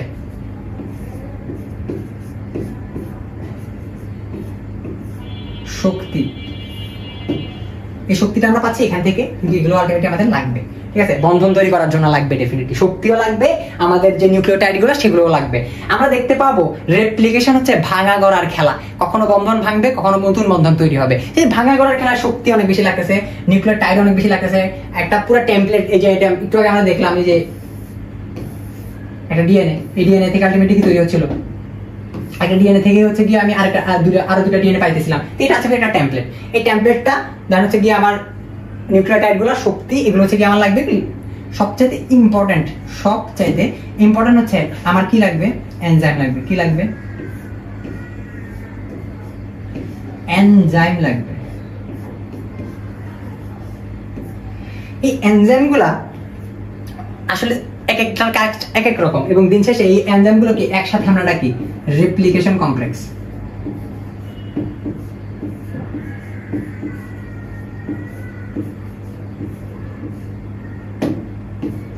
কি ডাকি? Replication complex. কে কে আছে এখানে? কে কে আছে? নাম কি এখন শিখবা, নাকি হচ্ছে কি নাম আমরা পড়তে পড়তে শিখবো? নাম আমরা পড়তে পড়তে শিখি, ঠিক আছে? এই দুজনে রাখো, এই এদের সবাইকে একসাথে বলে ডি রেপ্লিকেশন কমপ্লেক্স।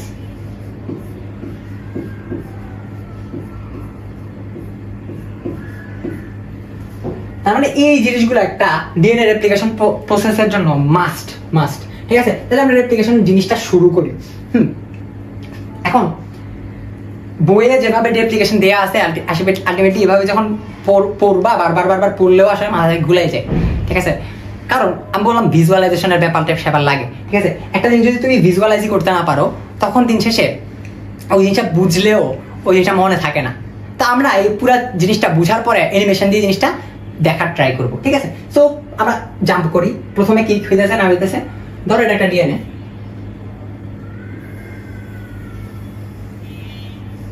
ঠিক আছে? এটা ডিএনএ, তুমি এটা কি করবা? কপি করবা বা রেপ্লিকেট করবা। এখন তুমি চিন্তা করে দেখো, এটা কি খুব বেশি পেঁচানো না? পেঁচানো জিনিসটাতে একটা জটিল পেঁচাইনা জিনিসকে তুমি যদি কপি করো, আলটিমেটলি কোনো লাভ আছে তোমার? তা তুমি করতে পারবা? এটাকে পারবা না। তার মানে প্রথম টার্গেট হচ্ছে কি? এটাকে সোজা করা। প্রথম টার্গেট কি?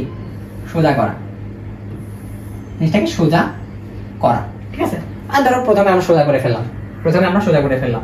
এখন এখানে কি আছে বলতো? এই যে এগুলো কি? Hydrogen bond. এগুলো কি? Hydrogen bond. তার মানে হাইড্রোজেন কি এখানেও আছে না? এখানেও হাইড্রোজেন বন্ড আছে, এখানেও হাইড্রোজেন বন্ড আছে। তা আমরা দেখছি যে আমার টেমপ্লেট লাগবে। প্রথম টার্গেট কি? টেমপ্লেট লাগবে। এইটা একটা টেমপ্লেট, এই যে দিতে চাইছে এটা একটা টেমপ্লেট, এটা আরেকটা টেমপ্লেট, লাল কালার দিয়ে দেখালাম দুইটা। এই দুইটা টেমপ্লেট কেস করে এদিকে আরেকটা ডিএনএ পাবো আমরা, এদিকে আরেকটা ডিএনএ পাবো, ঠিক আছে? এখন যে পাইতেছি, পাওয়ার জন্য ভাঙা লাগবে না ওকে? এই যে মাঝখানে যে শক্তিশালী সিঁড়ির মতো দেখতেছো, এই যে হাইড্রোজেন বন্ড, এই হাইড্রোজেন বন্ডগুলোকে ভাঙা লাগবে না? তার মানে প্রথম কাজটাই হচ্ছে আমার ভাঙা। এই ভাঙার কাজটাই করবে হচ্ছে কি একটা এনজাইম, যার নাম হচ্ছে কি হেলিকেজ। যার নাম কি? হেলিকেজ। হেলিকেজ কাকে ভাঙবে? হেলিকেজ ভাঙবে দিয়ে হাইড্রোজেন বন্ডকে। কাকে ভাঙবে? হাইড্রোজেন বন্ধনকে।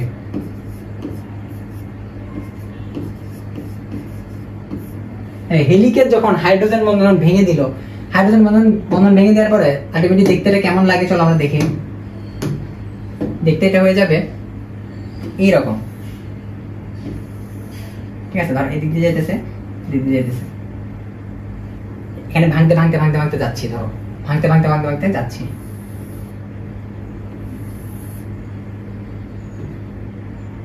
তখন চিন্তা করে দেখো, এখানে যে বন্ধন ভাঙতে ধরো এগুলো নাই, এগুলো ডিরেক্টলি নাই, ভাঙতে যখন যাবে, যাওয়ার সময় এখানে একটা স্ট্রাকচারটা ধরো এবার এখানে ভাঙবো, এই যে এখানে চলে আসছে হেলিকেজ, ধরো এখানে চলে আসছে, এগুলো ভাঙা শেষ, ঠিক আছে? ধরো সামনে আগাইতেছে, এটা এই যে আগাচ্ছে, আগাইতে এখানে স্ট্রাকচারটা কেমন হয়ে যাবে? ওয়াইয়ের মতো হয়ে যাবে না? এই ওয়াইয়ের মতো দেখতে জিনিসটাকে একটা চামচের মতো লাগতেছে না? এই চামচের মতো জায়গাটাকে বলে, চামচের মতো দেখতে জায়গাটাকে বলে হচ্ছে রেপ্লিকেশন ফর্ক। ফর্ক মানে কি? ফর্ক মানে হচ্ছে কাটা চামচ। তার মানে এই জিনিসটা হচ্ছে রেপ্লিকেশন ফর্ক, ঠিক আছে? এই জিনিসটা কি? রেপ্লিকেশন ফর, তার মানে এটা একটা টেমপ্লেট, এটা একটা টেমপ্লেট, এখানে বন্ধনগুলো আমরা ভেঙে ফেলছি। এখন তুমি চিন্তা করে দেখো, তুমি হচ্ছে জিনিসটাকে ভাঙছো, কিন্তু জিনিসটাকে সুতার মতো ছিল না। একটা সুতার মতো জিনিসকে তুমি যে হচ্ছে প্যাচটা খুলে ফেলছো, সুতার মতো জিনিসের প্যাচ খুলে ফেলছো। এই যে সুতার মতো জিনিসের যে প্যাচ খুলে ফেললাম আমরা, ও কি আবার আগের জায়গায় চলে যেতে যাবে না? একটা সুতা সুন্দর মতো টান টান টান করে দেখো, একটু করে আবার হচ্ছে গিয়ে পেঁচাই যাবে। ওর স্বভাবটাই এরকম, মানে মানুষ ভালো থাকতে চায় না, ঠিক আছে? তো ওদের স্বভাব খারাপ, ওকে তোমার কি করা লাগবে? সোজায় রাখা লাগবে না? কি রাখা লাগবে? সোজা রাখা লাগবে। অর্থাৎ যে টানটা, এই যে আমার যে টানটা, টান, এই টানটাকে মাইনাস করার জন্য বা টানটাকে কাটাই তোলার জন্য যেই এনজাইমটা লাগবে সেটা নাম হচ্ছে টপো আইসোমারেজ। টান, টান থেকে কি আসছে? টপো আইসোমারেজ।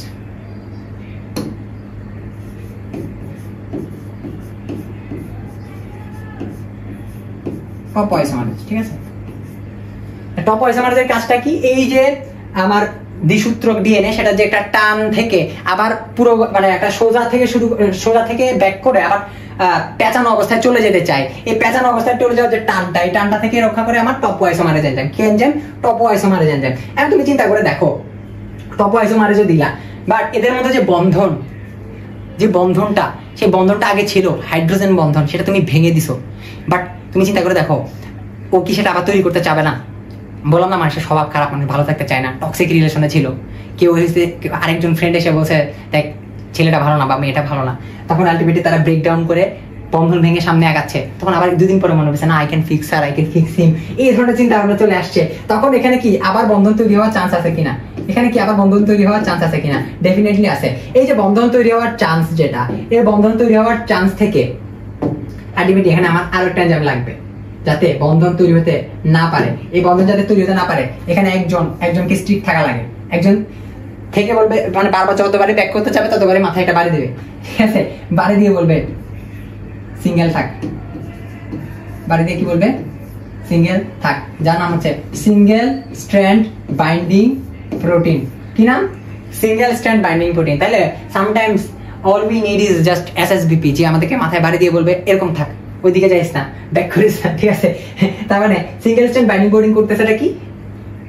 সিঙ্গেল স্ট্যান্ড থাকতে দিতেছে। এই যে ও একটা সিঙ্গেল স্ট্যান্ড, ও একটা সিঙ্গেল স্ট্যান্ড, ডাবল স্ট্যান্ড না, এই ওদেরকে আলাদা আলাদা সিঙ্গেল স্ট্যান্ড থাকতে দিচ্ছে, হাইড্রোজেন বন্ড তৈরি করতে দিচ্ছে না। তাই সিঙ্গেল স্ট্যান্ড বাইন্ডিং প্রোটিন এর কাজটা পারলাম। টপ আইসোমারেজ টানটা আটকাচ্ছে, আর হেলিকেজ হাইড্রোজেন বন্ড ভেঙে দিতেছে, ঠিক আছে? তার মানে এই যে স্ট্রাকচার গুলা, এগুলো প্রথম থেকে আমার লাগবে। একটা ডিএনএ যখন রেপ্লিকেশন শুরু হবে তখন থেকে আমার এই প্রসেস গুলা লাগবে, এই এনজাইম গুলা লাগবে।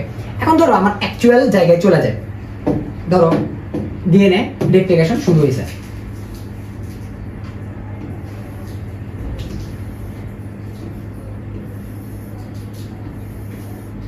ঠিক আছে? ধরো এখানে ডিএনএ রেপ্লিকেশন শুরু হয়েছে, এটা ধরো হচ্ছে কি 3 প্রাইম এন্ড, এটা ধরো হচ্ছে 5 প্রাইম এন্ড, এটা ধরো হচ্ছে 5, তাহলে উল্টা হবে না? মানে একটা উল্টা, তাহলে এটা 5 প্রাইম, এটা 3 প্রাইম এন্ড, 5 প্রাইম, এটা 3 প্রাইম এন্ড, ঠিক আছে? তাহলে এটাকে একটু বড় করা লাগবে, একটু বড় করি ধরো।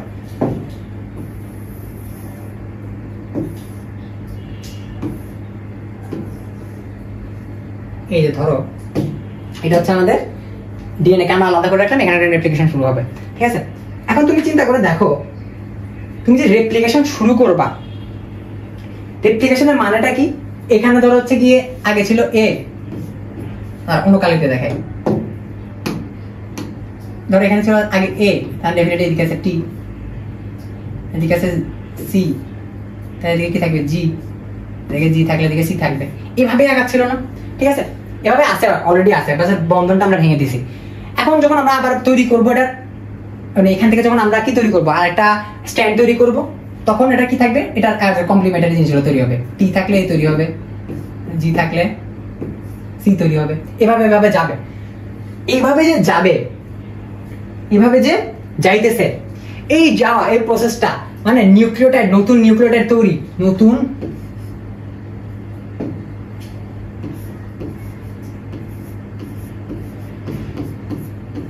নিউক্লিওটাইড তৈরি,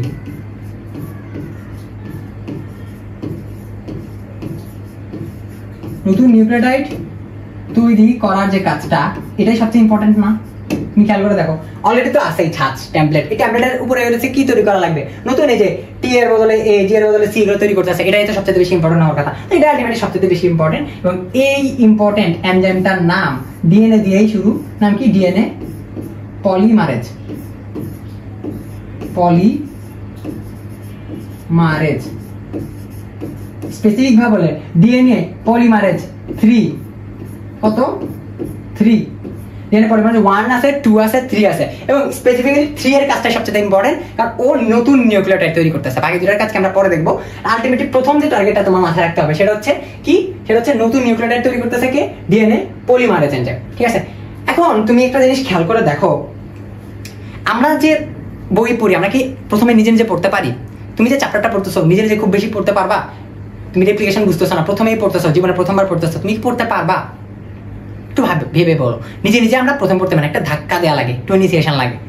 পড়ালেখা বাদ দাও, যে কোনো কিছু একটু ধাক্কা দেওয়া লাগে। মা না বললে আমরা ঘুম থেকে উঠি না, ধাক্কা না দিলে ঘুম থেকে উঠি না। আলটিমেটলি ধাক্কা লাগে, একটা পুশ লাগে, ঠিক আছে, একটা প্রথমে ইনিশিয়েশন লাগে, একটা বেস লাগে, কিছু একটা লাগে, ওটার পরে আলটিমেটলি কাজ করা যায়। তার মানে আমার যে ডিএনএ পলিমারেজ এনজাইমটা, সেটার ক্যারেক্টার একটু বোঝা লাগবে আমার। কোন এনজাইম? DNA polymerase enzyme. কোন enzyme? DNA polymerase enzyme.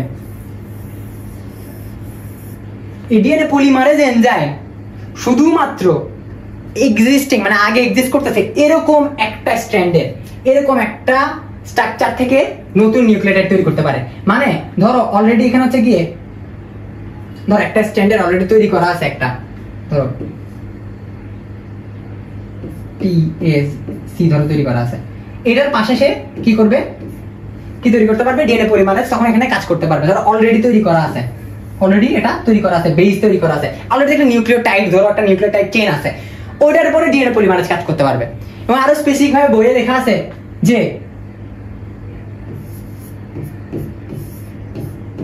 3' OH group বা হাইড্রোক্সিল গ্রুপ যেখানে, সেখানে এই যে আরডিএনএ পলিমারেজটা কাজ করতে পারে।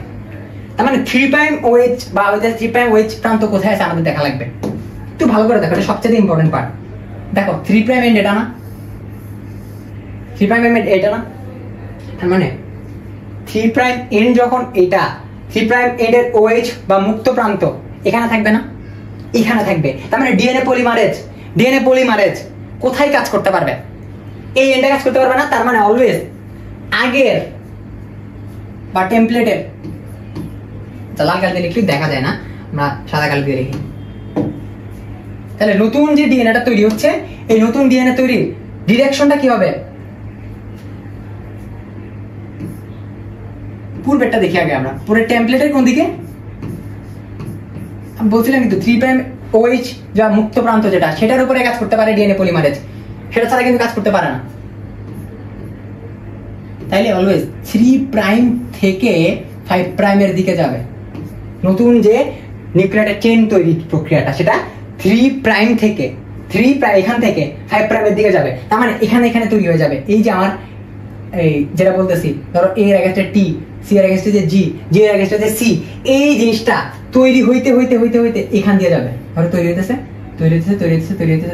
এই পর্যন্ত চলে যাবে। ডিরেকশনটা কি? 3' থেকে 5'। মানে এই এন্ডে আমরা নতুন একটা ডিএনএ পেয়ে যাব। 3' থেকে 5' এন্ডে ডিরেকশনটা অলওয়েজ 3' থেকে 5' এন্ডে।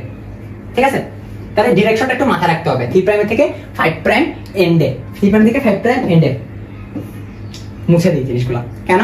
কারণ আমি তোমাকে ডিরেকশনটা একটু মাথায় ঢুকাইলাম। 3' থেকে 5' এন্ডের আগের স্ট্যান্ডার্ড বারবার আমরা ভুলে ফেলি, নতুন বা আগের। তাহলে বললাম না, যেখানে 3' এন্ড আছে, মুক্ত প্রান্ত আছে, সেখানে ডিএনএ পলিমারেজ কাজ করতে পারে। এখন এটা বইয়ে লেখা আছে, তুমি অনেক জায়গায় পাবা যে অলওয়েজ 3' এন্ডের দিকে, ওই দিক থেকে হচ্ছে কাজ করবে। কিন্তু কেন জিনিসটা হয় আমরা কি জানি? চলো আমরা দেখি জিনিসটা। এই জিনিসগুলো বারবার রাখা লাগবে। যেতেছে ধরো এরপরের দিকে,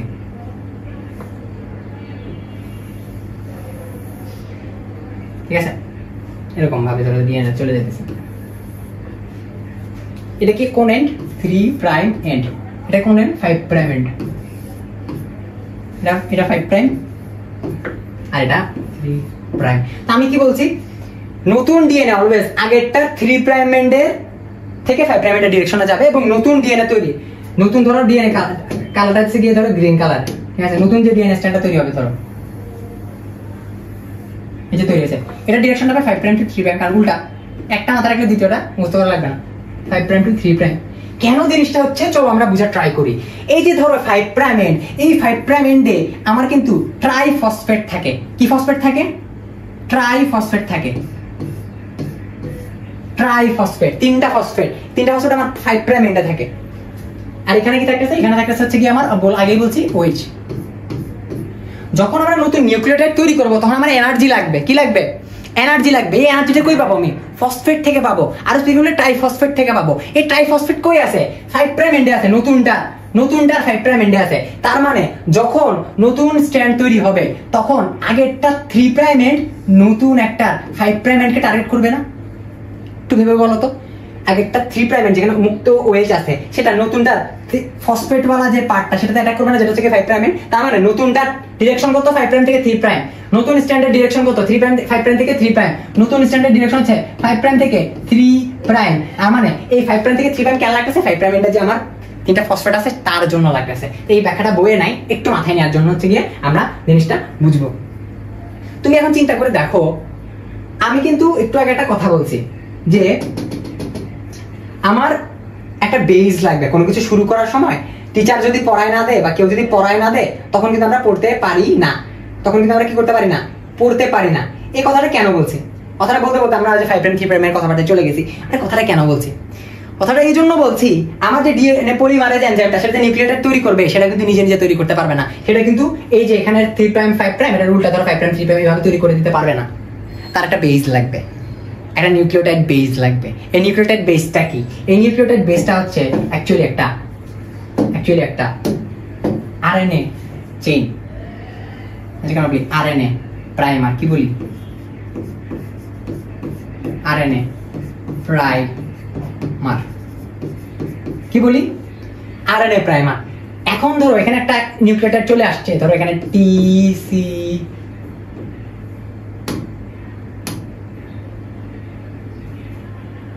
তারপর ধরো এ, এভাবে যাইতেছে। ঠিক আছে, তার মানে এখানে আমরা এ পাবো। এরকম কমপ্লিমেন্টারি একটা আরএনএ প্রাইমার এখানে অ্যাড হয়ে যাবে। এরকম এখান থেকে কমপ্লিমেন্টারি একটা আরএনএ প্রাইমার অ্যাড হয়ে যাবে। এটা ডিরেকশন 5 প্রাইম 3 প্রাইম এভাবে ধরো। আর ডিরেকশনটা আমি অলওয়েজ বলছি না, নতুন 5 প্রাইম 3 প্রাইম। কিন্তু এই যে আরএনএ প্রাইমারটা, এই প্রাইমারটা যতক্ষণ নিচ থেকে অ্যাড হবে ততক্ষণ আমার ডিএনএ পলিমারেজ এনজাইম কাজ করতে পারবে না। ঠিক যেভাবে তোমাকে তোমার টিচার কয়েকটা পেজ পড়ায় না দিলে তুমি পড়তে পারো না, ঠিক সেইভাবেই আরএনএ পলিমারেজ 3 যে এনজাইমটা, এই আরএনএ পলিমারেজ 3 এনজাইমটা কাজ করতে পারবে না। তখন সে একটা বেস পাইতেছে এবং এই বেসটার নাম হচ্ছে কি আলটিমেটলি আমার কি? RNA primer. নাম কি? RNA primer. এটা আমরা কপি করে রাখি, কারণ পরে আমাদের আবার লাগবে না। ঠিক আছে, ধরো আরএনএ প্রাইমার। এখন এই আরএনএ প্রাইমার যেটা, সেটা যখন একবার যুক্ত হয়ে গেল এই আমার 3 প্রাইম 5 প্রাইম এর দিকে, এবার আমার আর ডিএনএ পলিমারেজ কাজ করতে পারবে। এবার আর আমার কি আরএনএ লাগতেছে না। এইবার আমি সুন্দর মতো নতুন স্ট্যান্ডের কাজ তৈরি করতে পারবো, যেটা হচ্ছে পুরোটা ডিএনএ। ঠিক আছে, এখানে ধরো ডিএনএ পলিমারেজ কাজ করবে, কাজ করতে একদম লাস্ট পর্যন্ত ফাইনাল এন্ডে কিন্তু আমরা চলে যাব। ফাইনাল এন্ডে আমরা চলে যাব এবং তখন রেপ্লিকেশনটা শেষ হয়ে যাবে। ঠিক আছে, তার মানে দেখো 3 প্রাইম এন্ড যেটা আগে, সেই এন্ডে আমরা এক ধরনের রেপ্লিকেশন করে ফেললাম। কিভাবে কইছে? প্রথমে আমার এখানে ওই যে হাইড্রোজেন বন্ডন ভেঙে যাইতেছে, টপ আইসোমারেজ কাজ করতেছে, ওগুলোর কাজ আমরা বাদ দিলাম।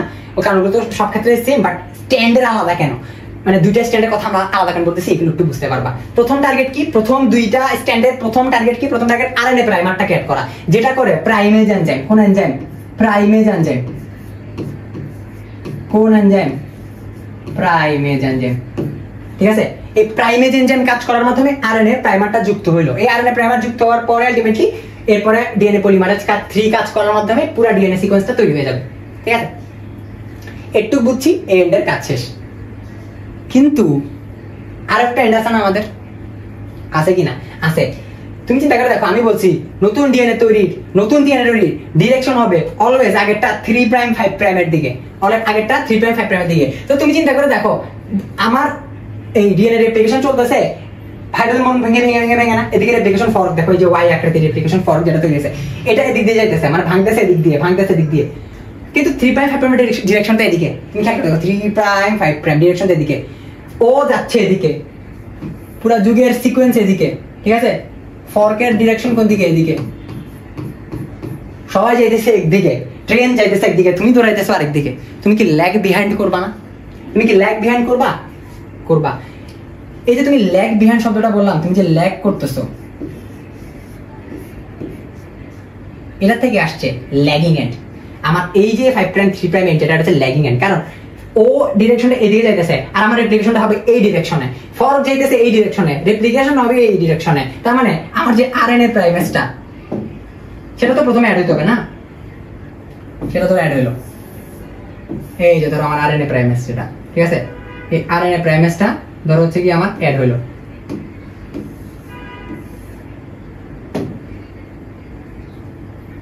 এই যে ধরো আরএনএ প্রাইমেস যুক্ত করে দিলাম, আরএনএ প্রাইমেস কি করে দিলাম? যুক্ত করে দিলাম। একটু পরে ও এই যে ডিরেকশন দৌড়াইতে দৌড়াইতে মাঝখানে একটা গ্যাপ তৈরি হয়ে যাবে না? তুমি খেয়াল করে দেখো, এদিকে একটা গ্যাপ তৈরি হয়ে যাবে না? কারণ ডিরেকশনের সাথে তো মিলতেছে না, ট্রেন দৌড়াইতেছে একদিকে, তুমি দৌড়াইতেছো আরেক দিকে। একটু পর মাঝখানে একটা গ্যাপ থাকবে, এই গ্যাপের পরে তুমি এখানে আরেকটা প্রাইমার অ্যাড করতে পারবা, ঠিক আছে? তুমি চিন্তা করে দেখো, এখানে ডিএনএ পলিমারেজ কিন্তু কাজ করতে পারতেছে না, তখনও কাজ করতে পারতেছে না, তখনও কাজ করতে পারতেছে না। শুধুমাত্র আমার আরএনএ আমার যে প্রাইমেজ এনজাইমটা সেটা কাজ করবে, এবং আলটিমেটলি এখানে এই জিনিসটা কপি হতে থাকবে, এই জিনিসটা কপি হতে থাকবে, এখানে প্রাইমার যুক্ত হতে থাকবে। দেখো এখানে প্রাইমার যুক্ত হতে থাকবে, এখানে একটা প্রাইমার অ্যাড হবে, আবার একটু পর একটা গ্যাপ হবে, এখানে আরেকটা প্রাইমার অ্যাড হবে, একটু পর আরো একটা গ্যাপ হবে, একটু পর আরো একটা প্রাইমার হবে, আরো একটা গ্যাপ হবে। এইভাবে পুরো প্রসেসটা কমপ্লিট হবে কোন এন্ডে? 5', 3' এন্ডে। তার মানে আমরা বলতে পারি নাকি না 5', 3' এন্ড যেটা, এটা একটা ল্যাগিং পার্ট বা ল্যাগিং এন্ড, কারণ ও ডিরেকশন রেপ্লিকেশন ফর্কের উল্টা, উল্টা দিকে ডিএনএ তৈরি হয়েছে রেপ্লিকেশন ফর্কের উল্টা দিকে। তো তুমি এখন বলতে পারো একটা জিনিস, ভাই তৈরি করতেছেন ডিএনএ, কিন্তু এখানে হলুদ কালারের যে আরএনএ দিয়ে রাখছেন, আরএনএ প্রাইমার দিয়ে রাখছেন, প্রাইমার বলেন হোয়াটএভার, সেটা আরএনএ, ঠিক না? এই আরএনএ গুলো কি থেকে যাবে? কিংবা দেখেন আপনি বলতেছেন প্রসেসটার মাঝখানে মাঝখানে গ্যাপ তৈরি হয়ে যায়, একটা আরএনএ তৈরি হচ্ছে, প্রসেসটা আগাচ্ছে, ট্যাক করে মাঝখানে একটা গ্যাপ, আবার একটা প্রাইমার এড করলাম, আবার একটা গ্যাপ, আরেকটা প্রাইমার এড করলাম, একটা গ্যাপ, গ্যাপ আছে, প্রাইমার আছে, প্রাইমার আছে, এই জিনিসগুলো কি থেকে যাবে শেষ পর্যন্ত? কথা হচ্ছে না, তোর হচ্ছে না। এখন দেখো কোনটার জিনিস কি হইতেছে, আমার যে এই আরএনএ প্রাইমার গুলো দেখতেছো না, এই আরএনএ প্রাইমার গুলা রিপ্লেসড হয়ে যায়, কি হয়ে যায়? রিপ্লেসড হয়ে যায়, রিপ্লেসড হয়ে যায় ডিএনএ দিয়ে, এবং এই কাজটা করে ডিএনএ পলিমারেজ 3। কে করে? ডিএনএ পলিমারেজ, সরি 2 আর 3, 1 আর 2। কারণ 3 এর কাজটা আমরা পড়ছি, 3 এর কাজ হচ্ছে গিয়ে তোমার কি করা? নতুন নতুন নিউক্লিওটাইড তৈরি করা। তাহলে 1 আর 2 এর কাজ কি? 1 আর 2 হচ্ছে রিপ্লেস করা ডিএনএ দিয়ে। কাকে রিপ্লেস করা? আমার যে ল্যাগিং এন্ডের যে হচ্ছে কি প্রাইমার গুলো, বা এখানের যে প্রাইমার গুলোকে রিপ্লেস করে ডিএনএ দিয়ে। তার মানে এই জিনিসগুলো অটোমেটিক কিছুক্ষণ পরে ডিএনএ তে কনভার্ট হয়ে যাবে। কিন্তু ল্যাগিং এন্ডের কথা কিন্তু এখানেই শেষ না। চলো আমরা ল্যাগিং এন্ডকে সুন্দর করে আলাদা করে পড়ি, সুন্দর করে আলাদা করে পড়ি। ধর এটা হচ্ছে কি আমার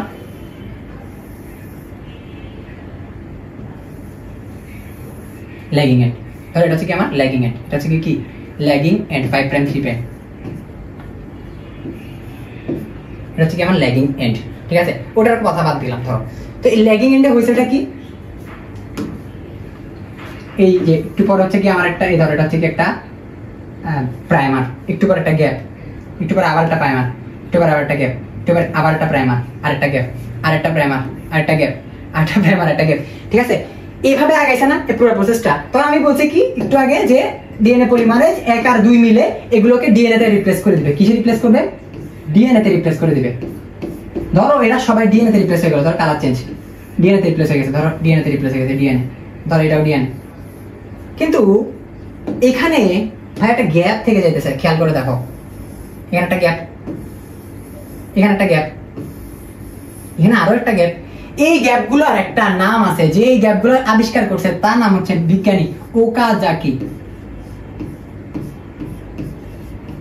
নাম কি? ওকাজাকি। এবং এই ওকাজাকি সাহেবের নাম অনুযায়ী এই ফ্র্যাগমেন্ট গুলা বা এই ক্ষুদ্র ক্ষুদ্র গুলা পার্ট যেটা দেখতেছো এটার নাম কি ওকাজাকি খণ্ড বা Okazaki fragment. Okazaki fragment, Okazaki fragment, ঠিক আছে। এই ওকাজাকি ফ্র্যাগমেন্ট গুলা না আলটিমেটলি কি করা যায়, একটা সাথে একটা লাগাই দিব আমরা, ঠিক আছে। এই যে ফ্র্যাগমেন্ট গুলা থাকবে না, গ্যাপ আর থাকবে না, এই গ্যাপ যে থাকবে না এই গ্যাপ গুলা ফিল আপ করার জন্য আরো একটা এনজাইম আমার লাগবে। এই ধরে গ্যাপ লাগাই দিলাম, ধরে গ্যাপ লাগাই দিলাম, গ্যাপ লাগাই দিলাম। এই যে লাগাই দিতেছি, লাগাই দেওয়ার কাজটা করে ডিএনএ লাইগেজ। কোন এনজাইম? লাইগেজ। কিংবা এটা মানে নিম্ন শ্রেণীর প্রাণীতে আরো একটা এনজাইম মিলে এই কাজটা করে, সেটার নাম হচ্ছে গাইডেজ। ঠিক আছে, এই লাইগেজ, আচ্ছা লাইগেজই পড়ি, ঠিক আছে। ধরো এই লাইগেজ এনজাইমটা কি করে, লাইগেজ এনজাইমটা কি করতেছে, এগুলোকে লাগাই দিচ্ছে। তার মানে আলটিমেটলি এখানে কি থাকলো, এই এন্ডে এখন শুধুমাত্র ডিএনএ আছে, শুধুমাত্র ডিএনএ আছে, ঠিক আছে। তার মানে এই এন্ডটাও তৈরি হয়ে গেল, এই এন্ডটাও আমার কি তৈরি হয়ে গেল। আলটিমেটলি এখানে হচ্ছে ডিএনএ, এই ধরো আমার যে বন্ডগুলো তৈরি হয়ে গেছে, এই যে বন্ডগুলো তৈরি হয়ে গেছে, ধরো এখানে হচ্ছে কি আলটিমেটলি বন্ডগুলো তৈরি হয়ে গেছে, বন্ডগুলো তো তৈরি হয়ে গেল, দুটো ডিএনএ যে পেয়ে গেলাম। তার মানে কি ডিএনএ এখানে রেপ্লিকেশন শেষ কিনা, রেপ্লিকেশন এর এন্ড। দুইটা নতুন নতুন ডিএনএ আমরা পেয়ে যাব, দুইটা নতুন নতুন ডিএনএ আমরা পেয়ে যাব, ঠিক আছে।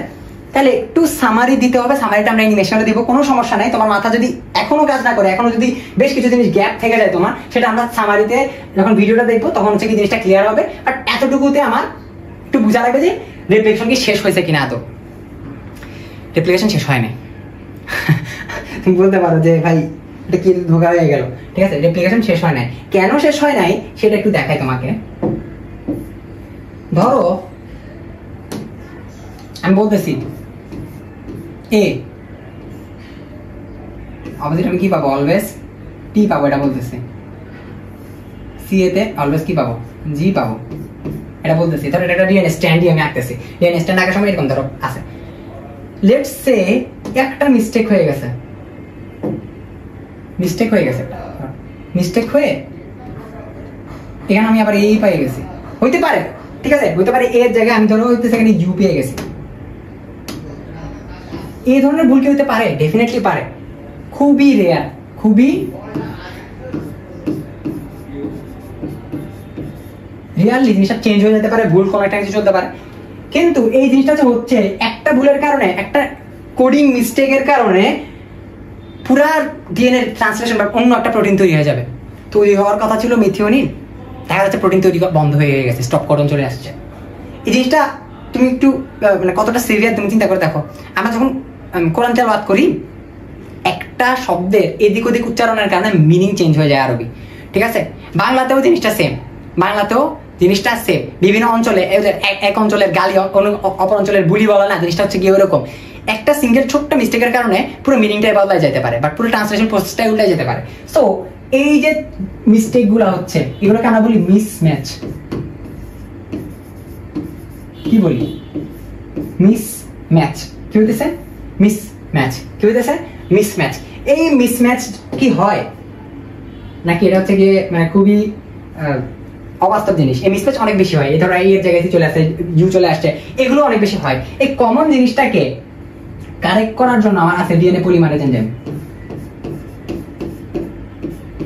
ডিএনএ পলিমারেজ এনজাইম স্পেসিফিক্যালি 1 আর 2 এর থেকে 3 এর যে প্রুফ রিডিং অ্যাক্টিভিটিটা সেটা অনেক বেশি। প্রুফ রিডিং মানে কি, একটা বই যখন পাবলিশ হয় তার আগে বইটা আরেকজন 2-3 জন এক্সপার্ট মানুষ পড়ে, কোনো বানান ভুল আছে কিনা, লাইন ভুল আছে কিনা, ওই জিনিসটাকে কি বলে? প্রুফ রিডিং বলে। কি বলে? Proof reading.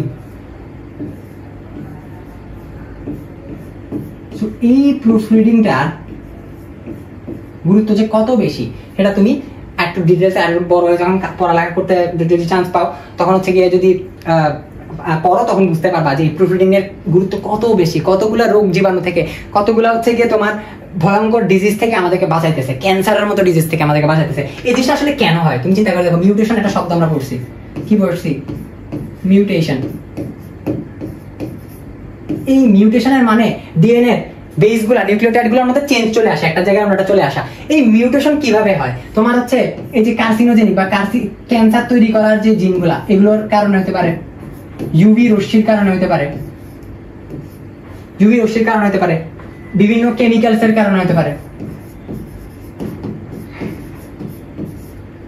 অনেক কারণ আছে যার মধ্যে আসলে মিউটেশনটা হচ্ছে এবং এই চেঞ্জটা হচ্ছে, কিন্তু এই জিনিসটা আসলে কাউন্টারঅ্যাক্ট হয়ে যেতেছে আমাদের এই যে ডিএনএ পলিমারেজ এনজাইমটা তার প্রুফ রিডিং অ্যাক্টিভিটির কারণে। তার মানে রেপ্লিকেশনটা এখন আমার শেষ হয়েছে, আলটিমেটলি রেপ্লিকেশনটা এখন শেষ হয়েছে। এবং এই যে রেপ্লিকেশন শেষ হয়েছে, রেপ্লিকেশন যে শেষ হয়েছে সেটা আমি কেন বললাম, কারণ হচ্ছে গিয়ে এখন কোনো ভুল থাকলেও সেটা ডিএনএ পলিমারেজ এনজাইম কারেক্ট করে দিয়েছে, ঠিক আছে। এখন একটু সামারি করি, রেপ্লিকেশন করতে কতক্ষণ লাগে তুমি চিন্তা করে দেখো।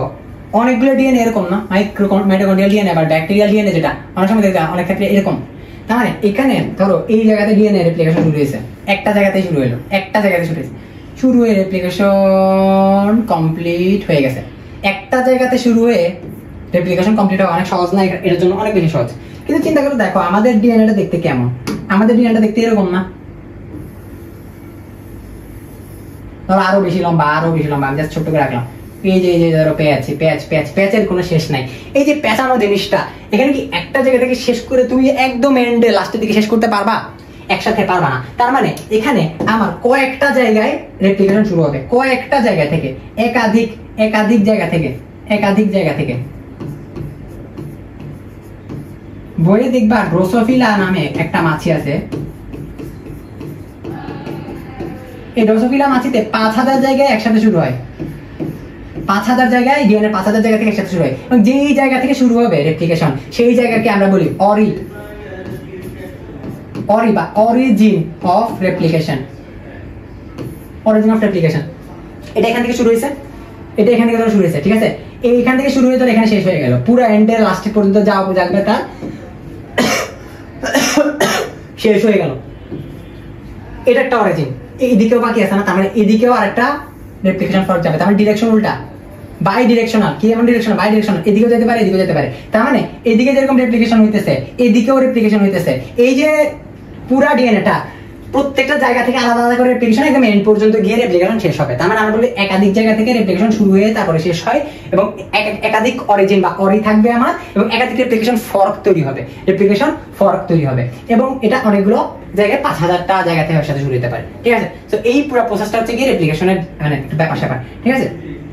তো আমরা বলতে পারি যে রেপ্লিকেশনের যত ধরনের প্রসেস আছে সবগুলা কিন্তু আমরা পড়ে ফেলছি, ঠিক আছে। এখন পর্যন্ত রেপ্লিকেশনের বাদ বাকি কোনো প্রসেস নাই। তো আমরা বই থেকে ঘেটে দেখি জিনিসটা আসলে কতটা ট্রু। আচ্ছা, বই থেকে কি ঘাটাঘাটি দেখবো আগে নাকি অ্যানিমেশনটা দেখবো? আমরা যদি একটা পুরো প্রসেসের একটা অ্যানিমেশন ভিডিও দেখতে পারি, আমাদের কনসেপ্টটা কতটা ক্লিয়ার সেটা একটু আমরা সামারাইজ করতে পারবো। তাহলে চলো আমরা একটা ভিডিওতে চলে যাই। আচ্ছা, তাহলে আমরা ভিডিওটা হইতেছে একটু দেখে নিই। এই ধরো রেপ্লিকেশনের ভিডিও হইতেছে, শুরু করলাম। দেখো প্রথমত আমাদের এখানে ডিএনএটা দেখাচ্ছে, প্যাঁচানো ডিএনএ। এই যে প্যাঁচানো ডিএনএটাকে সোজা করা লাগবে, কারণ প্যাঁচানো জিনিস আমরা কপি করতে পারবো না, ঠিক আছে। এখানে কি থাকতেছে এগুলো দেখাচ্ছে। ধরো আমাদের যে নাইট্রোজেন, আমাদের যে বেস গুলা, ঠিক আছে, ওগুলা পুরো একটা নিউক্লিওটাইড স্ট্রাকচার পুরো রিজিয়ন জুড়ে থাকতেছে, অনেক বড় রিজিয়ন জুড়ে থাকতেছে। এখন এন্ড কিরকম? এই যে আমরা বললাম 5 প্রাইম এন্ড 3 প্রাইম এন্ড, এদিকে হচ্ছে কি আমাদের 3 প্রাইম এন্ড 5 প্রাইম এন্ড উল্টাটা, ঠিক আছে। এই যে একটা উল্টা ডিরেকশন থাকবে। এখন ধরো হচ্ছে আমি রেপ্লিকেশন শুরু করবো। রেপ্লিকেশন শুরু করার জন্য আমার বন্ডটা আগে ভাঙা লাগবে। এই দেখো বন্ডগুলো ভেঙে হইতেছে কি যাচ্ছে, দেখো এই যে হেলিকেজ এনজাইম হাইড্রোজেন বন্ডগুলো ভেঙে দিয়ে রেপ্লিকেশন ফর্ক তৈরি করছে, ঠিক আছে। এই যে রেপ্লিকেশন ফর্ক তৈরি হয়েছে, রেপ্লিকেশন ফর্ক তৈরি হয়ে এদিকে চলে যেতেছে, ঠিক আছে। আচ্ছা, আর ভেঙে গেছে। ভাঙার পর এখানে আমার কি লাগবে? এই যে প্রাইমেজ এনজাইমটা লাগবে। আচ্ছা, এই যে প্রাইমেজ দিয়ে আমি কি করব? প্রাইমার অ্যাড করব। এই প্রাইমারটা আমি কি বলছিলাম? আরএনএ বেস, ঠিক আছে। এটা আরএনএ বেস। ধরো আরএনএ তৈরি হয়ে গেল। এইবার এখানে যে মুক্ত 3 প্রাইম এন্ড আছে, এখান থেকে আমাকে কাজ করতে পারবে, এখান থেকে আমার কাজ করতে পারবে এই DNA polymerase enzyme, DNA polymerase 3 যেটা, সেটা। এই ধরো সিকোয়েন্স অ্যাড হয়ে গেল। দেখছো কেন রাখতেছে ওরে? কারণ ও ছাড়া ও এখানে কাজ করা শুরু করতে পারতো না। নতুনটা ডিরেকশন কত? 5 প্রাইম 3 প্রাইম। দেখছো 5 প্রাইম 3 প্রাইম, দেখো 5 প্রাইম 3 প্রাইম এর লিডিং স্ট্র্যান্ড, কারণ রেপ্লিকেশন ফর্ক যাচ্ছে এদিকে আর ও যেতেছে এদিকে, ডিরেকশন সেম। উল্টা দিকে আমাদের ল্যাগিং স্ট্যান্ডে কি হইতেছে, দেখো ল্যাগিং স্ট্যান্ডে আমার ডিরেকশনটা উল্টা এবং এখানে ছোট ছোট ছোট ছোট গ্যাপ থেকে যাবে, এই যেগুলোকে আমরা বলছি ওকাজাকি ফ্রেগমেন্ট। কি বলতেছি? Okazaki fragment. এই ধরো প্রাইমেজ এনজাইম আসছে, একটা প্রাইমার অ্যাড করছে, এরপরে ও তো ডিরেকশনটার দিকে চলে যাবে, রেপ্লিকেশন ফর্ক চলে যাবে এদিকে। এই ধরো ডিএনএ পলিমারেজ এসে ডিএনএ পলিমারেজ সেটাকে চেঞ্জ করে ফেলবে, এই যে প্রাইমারটাকে চেঞ্জ করে ডিএনএ দিয়ে রিপ্লেস করে ফেলবে। এরপরে এটার ফর্কটা আগাবে আর হচ্ছে লাইগেজ এনজাইম গিয়ে যে ওকাজাকি ফ্র্যাগমেন্টগুলোকে ঠিক করে দিবে। কিন্তু ধরো ল্যাগিং স্ট্যান্ডের প্রবলেমটা এটা আছে, এইখান থেকে গিয়ে এই জায়গায় অনেক বড় একটা গ্যাপ তৈরি হয়ে যেতেছে, মানে যেহেতু রেপ্লিকেশন ফর্কের ডিরেকশন উল্টা। খেয়াল করে দেখো, দেখছো? তখন লাস্টলি এই যে প্রাইমেজের প্রাইমারগুলো, এই প্রাইমারগুলো ডিএনএ পলিমারেজ রিপ্লেস করে দিবে ডিএনএ দিয়ে। দেখো ডিএনএ দিয়ে কিন্তু রিপ্লেস করে দিছে, দেখছো? তার মানে ল্যাগিং স্ট্র্যান্ড আর লিডিং স্ট্র্যান্ড দুইটার যে আমার প্রসেসটা সেটাকে কমপ্লিট করছে ডিএনএ লাইগেজ এনজাইম, কারণ লাগাই দিতেছে, টাইটলি লাগাই দিচ্ছে, যে গ্যাপগুলো আছে সেগুলো যাতে কোনো ধরনের না থাকে, ঠিক আছে? এবং আলটিমেটলি আবার সেটা পেঁচাই যাবে, আবার সেটা, কারণ এনজাইমগুলো চলে যাবে। একটা জিনিস বলতে ভুলে গেছিলাম, এনজাইমগুলো রাস্তাতে চলে যাবে, উইথড্রন হয়ে যাবে। এনজাইম যখন উইথড্রন হয়ে যাইতেছে, তখন দিন শেষে আমার যেই তোমার এই এনজাইমের কাজগুলো সেগুলো তো উঠে যাবে, ঠিক আছে? তার মানে তখন হচ্ছে আমার যে আবার আগের মতো পেঁচানো স্ট্রাকচার এসে ফিরে যাবে, আবার আমাদের আগের মতো হাইড্রোজেন বন্ড চলে আসছে, আর ভাঙাভাঙি হবে না, ঠিক আছে? তার মানে এখন এই জিনিসগুলো আমরা একটু বইয়ের থেকে দেখি, যে বইয়ে কি কোনোভাবে বেশি ইনফরমেশন দেওয়া আছে কিনা, যেটা আমরা স্কিপ করে গেছি।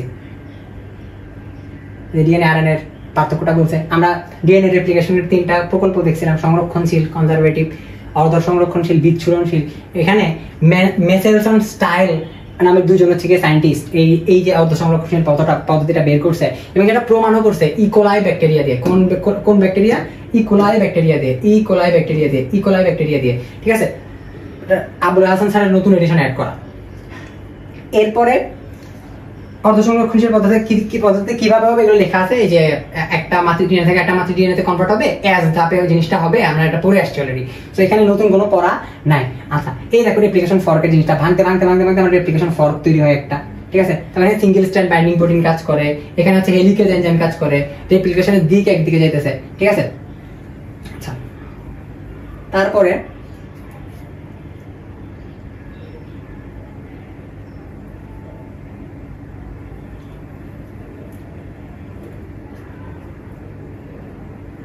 আচ্ছা, এন্ড রেপ্লিকেশন বাবল নামে একটা ফ্যাক্টর আসছে, ঠিক আছে? সেটা একটু বোঝা লাগবে। আমি বলছি না অরিজিন অনেকগুলো, ধরো এখান থেকে রেপ্লিকেশন শুরু হয়েছে, রেপ্লিকেশন যে শুরু হচ্ছে তার মানে একাধিক জায়গায় কিন্তু রেপ্লিকেশন হতে পারে। ধরো রেপ্লিকেশন ফর্কের দিকে একদিকে, রেপ্লিকেশন হচ্ছে কি আরেক দিকে, তখন ডেফিনেটলি এই দুইটা জায়গার মানে বাবল গুলো অন্য এক, মানে এখানে একটা বাবল এখানে একটা বাবল তৈরি হয়েছে, ঠিক আছে? মানে বাবল মানে কি? ফেনার মতো, ঠিক আছে? বাবল মানে কি? ফেনার মতো, কারণ দুইটা জায়গাতে একসাথে কি হইতেছে, দুইটা জায়গায় একসাথে রেপ্লিকেশন শুরু হবে। তুমি চিন্তা করে দেখো, এটা একটা স্ট্যান্ড, দুইটা জায়গায় রেপ্লিকেশন শুরু হয়ে একসাথে শেষে মিলাই গেল, ঠিক আছে? তো এটা যে প্রথমে তৈরি হইলো, তারপরে বৃদ্ধি মানে লম্বা হইতেছে এই পাশে, তারপরে একসাথে একত্রিত হয়ে পুরো ডিএনএ রেপ্লিকেশন কমপ্লিট হয়ে যাবে। এই প্রসেসটা হচ্ছে কি এখানে লিখছে, ঠিক আছে? এটা নতুন কোনো কিছু না। এই যে নতুন স্ট্যান্ড সর্বদা 5 প্রাইম 3 প্রাইম মুখে হবে, ঠিক আছে? আর আগের স্ট্যান্ডের 3 প্রাইম প্রান্তে দেখো লেখা আছে, আগের স্ট্যান্ডের 3 প্রাইম প্রান্তে নতুন নিউক্লিওটাইড যুক্ত করতে পারে, অন্য কোনো জায়গায় যুক্ত করতে পারে না ডিএনএ পলিমারেজ এনজাইম, ঠিক আছে? তো এই জিনিসগুলো আমরা পড়লাম, আরএনএ প্রাইমেজ কি সেটা দেয়া আছে, 3 এর কাজ কি সেটা দেয়া আছে, ঠিক আছে? সব পড়াই কিন্তু আমাদের হয়ে গেছে, ডিএনএ প্রুফ রিডিং এর কথাবার্তা বলা আছে, ঠিক আছে? দেখো 1, 2 এবং হচ্ছে গিয়ে যে ইয়াগুলা এনজাইমগুলো সেগুলো হচ্ছে কি অনেক বেশি কাজ করে এখানে। এই যে কোনটার কাজ কি দেয়া আছে, ডিএনএ পলিমারেজ 1 কি করে, ডিএনএ পলিমারেজ 1 ওই যে ডিএনএ দ্বারা প্রতিস্থাপন করে দেয়, কারণ আমাদের আরএনএ প্রাইমার যেগুলো আমাদের লাগবে না, ওগুলো ডিএনএ তে কনভার্ট করা লাগবে, সেটা করে কি ডিএনএ পলিমারেজ 1 এনজাইম, ঠিক আছে? এটা 3 এর প্রুফ রিডিং এর কথা বলছি, ডিএনএ পলিমারেজ 3 এর প্রুফ রিডিং অ্যাক্টিভিটি অনেক বেশি, এই কথাবার্তাগুলো বলা আছে, ঠিক আছে? আলটিমেটলি এই যে ডিএনএ থেকে আমার প্রোটিনের প্রথম প্রক্রিয়াটা, আমাদের ডিএনএ থেকে ডিএনএ কপি হইতেছে, এই প্রক্রিয়াটা কিন্তু আমাদের কমপ্লিট। এই প্রক্রিয়াটা কি করা যায়, কি বলা যায়? এই প্রক্রিয়াটা কিন্তু আমাদের কমপ্লিট বলা যায়। আমরা অ্যানিমেশনের মাধ্যমে জিনিসটা বুঝতে পারলাম। সো রেপ্লিকেশন কেন দরকার আমাদের, সেই জিনিসটা আমরা বুঝতে পারলাম। রেপ্লিকেশন কিভাবে হয় সেই জিনিসটা আমরা বুঝতে পারলাম, এবং এখানে যে কনফিউশনগুলো তৈরি হয় 3 প্রাইম এন্ড 5 প্রাইম এন্ড এই জিনিসপাতিগুলো আমরা অনেক বেশি বুঝতে পারলাম। তোমরা যদি অ্যানিমেশন দিয়ে পড়ালেখাগুলো করতে পারো। আমি আমার টাইমে আমি পড়ার সময় জিনিসটা এটা করতাম, কোনো কিছু না বুঝলে ছবি দেখতাম, 3D ছবি দেখতাম, কারণ বোটানি স্পেশালি বোটানির পড়ালেখাগুলো অনেক বেশি বোরিং লাগে। জুওলজি তো মোটামুটি একটু মানে প্রথমত মানুষ রিলেটেড পড়ালেখা, তার মধ্যে আবার রঙিন, সো হিসাবে বোটানিটা বেটার ছিল। কিন্তু এই জুওলজিটা বেটার ছিল, বোটানিতে এগুলো জমে না। তো ডেফিনেটলি বোটানিতে বেশি বেশি ছবি ইন্টারনেট থেকে দেখা ট্রাই করবা, ইউটিউব থেকে অনেক বেশি অ্যানিমেশন ভিডিও দেখা ট্রাই করবা, তখন থেকে অনেক বেশি এঙ্গেজিং হইতেছে। তো আজকের রেপ্লিকেশন আর নিউক্লিক অ্যাসিডের যে পুরো ক্লাসটা আমরা কমপ্লিট করলাম। ইনশাআল্লাহ পরের ক্লাসগুলোতে আমরা বাকি যে প্রসেসগুলো সুন্দর মতো ডিটেইলসে পড়বো। সবাইকে আসসালামু আলাইকুম এন্ড ধন্যবাদ।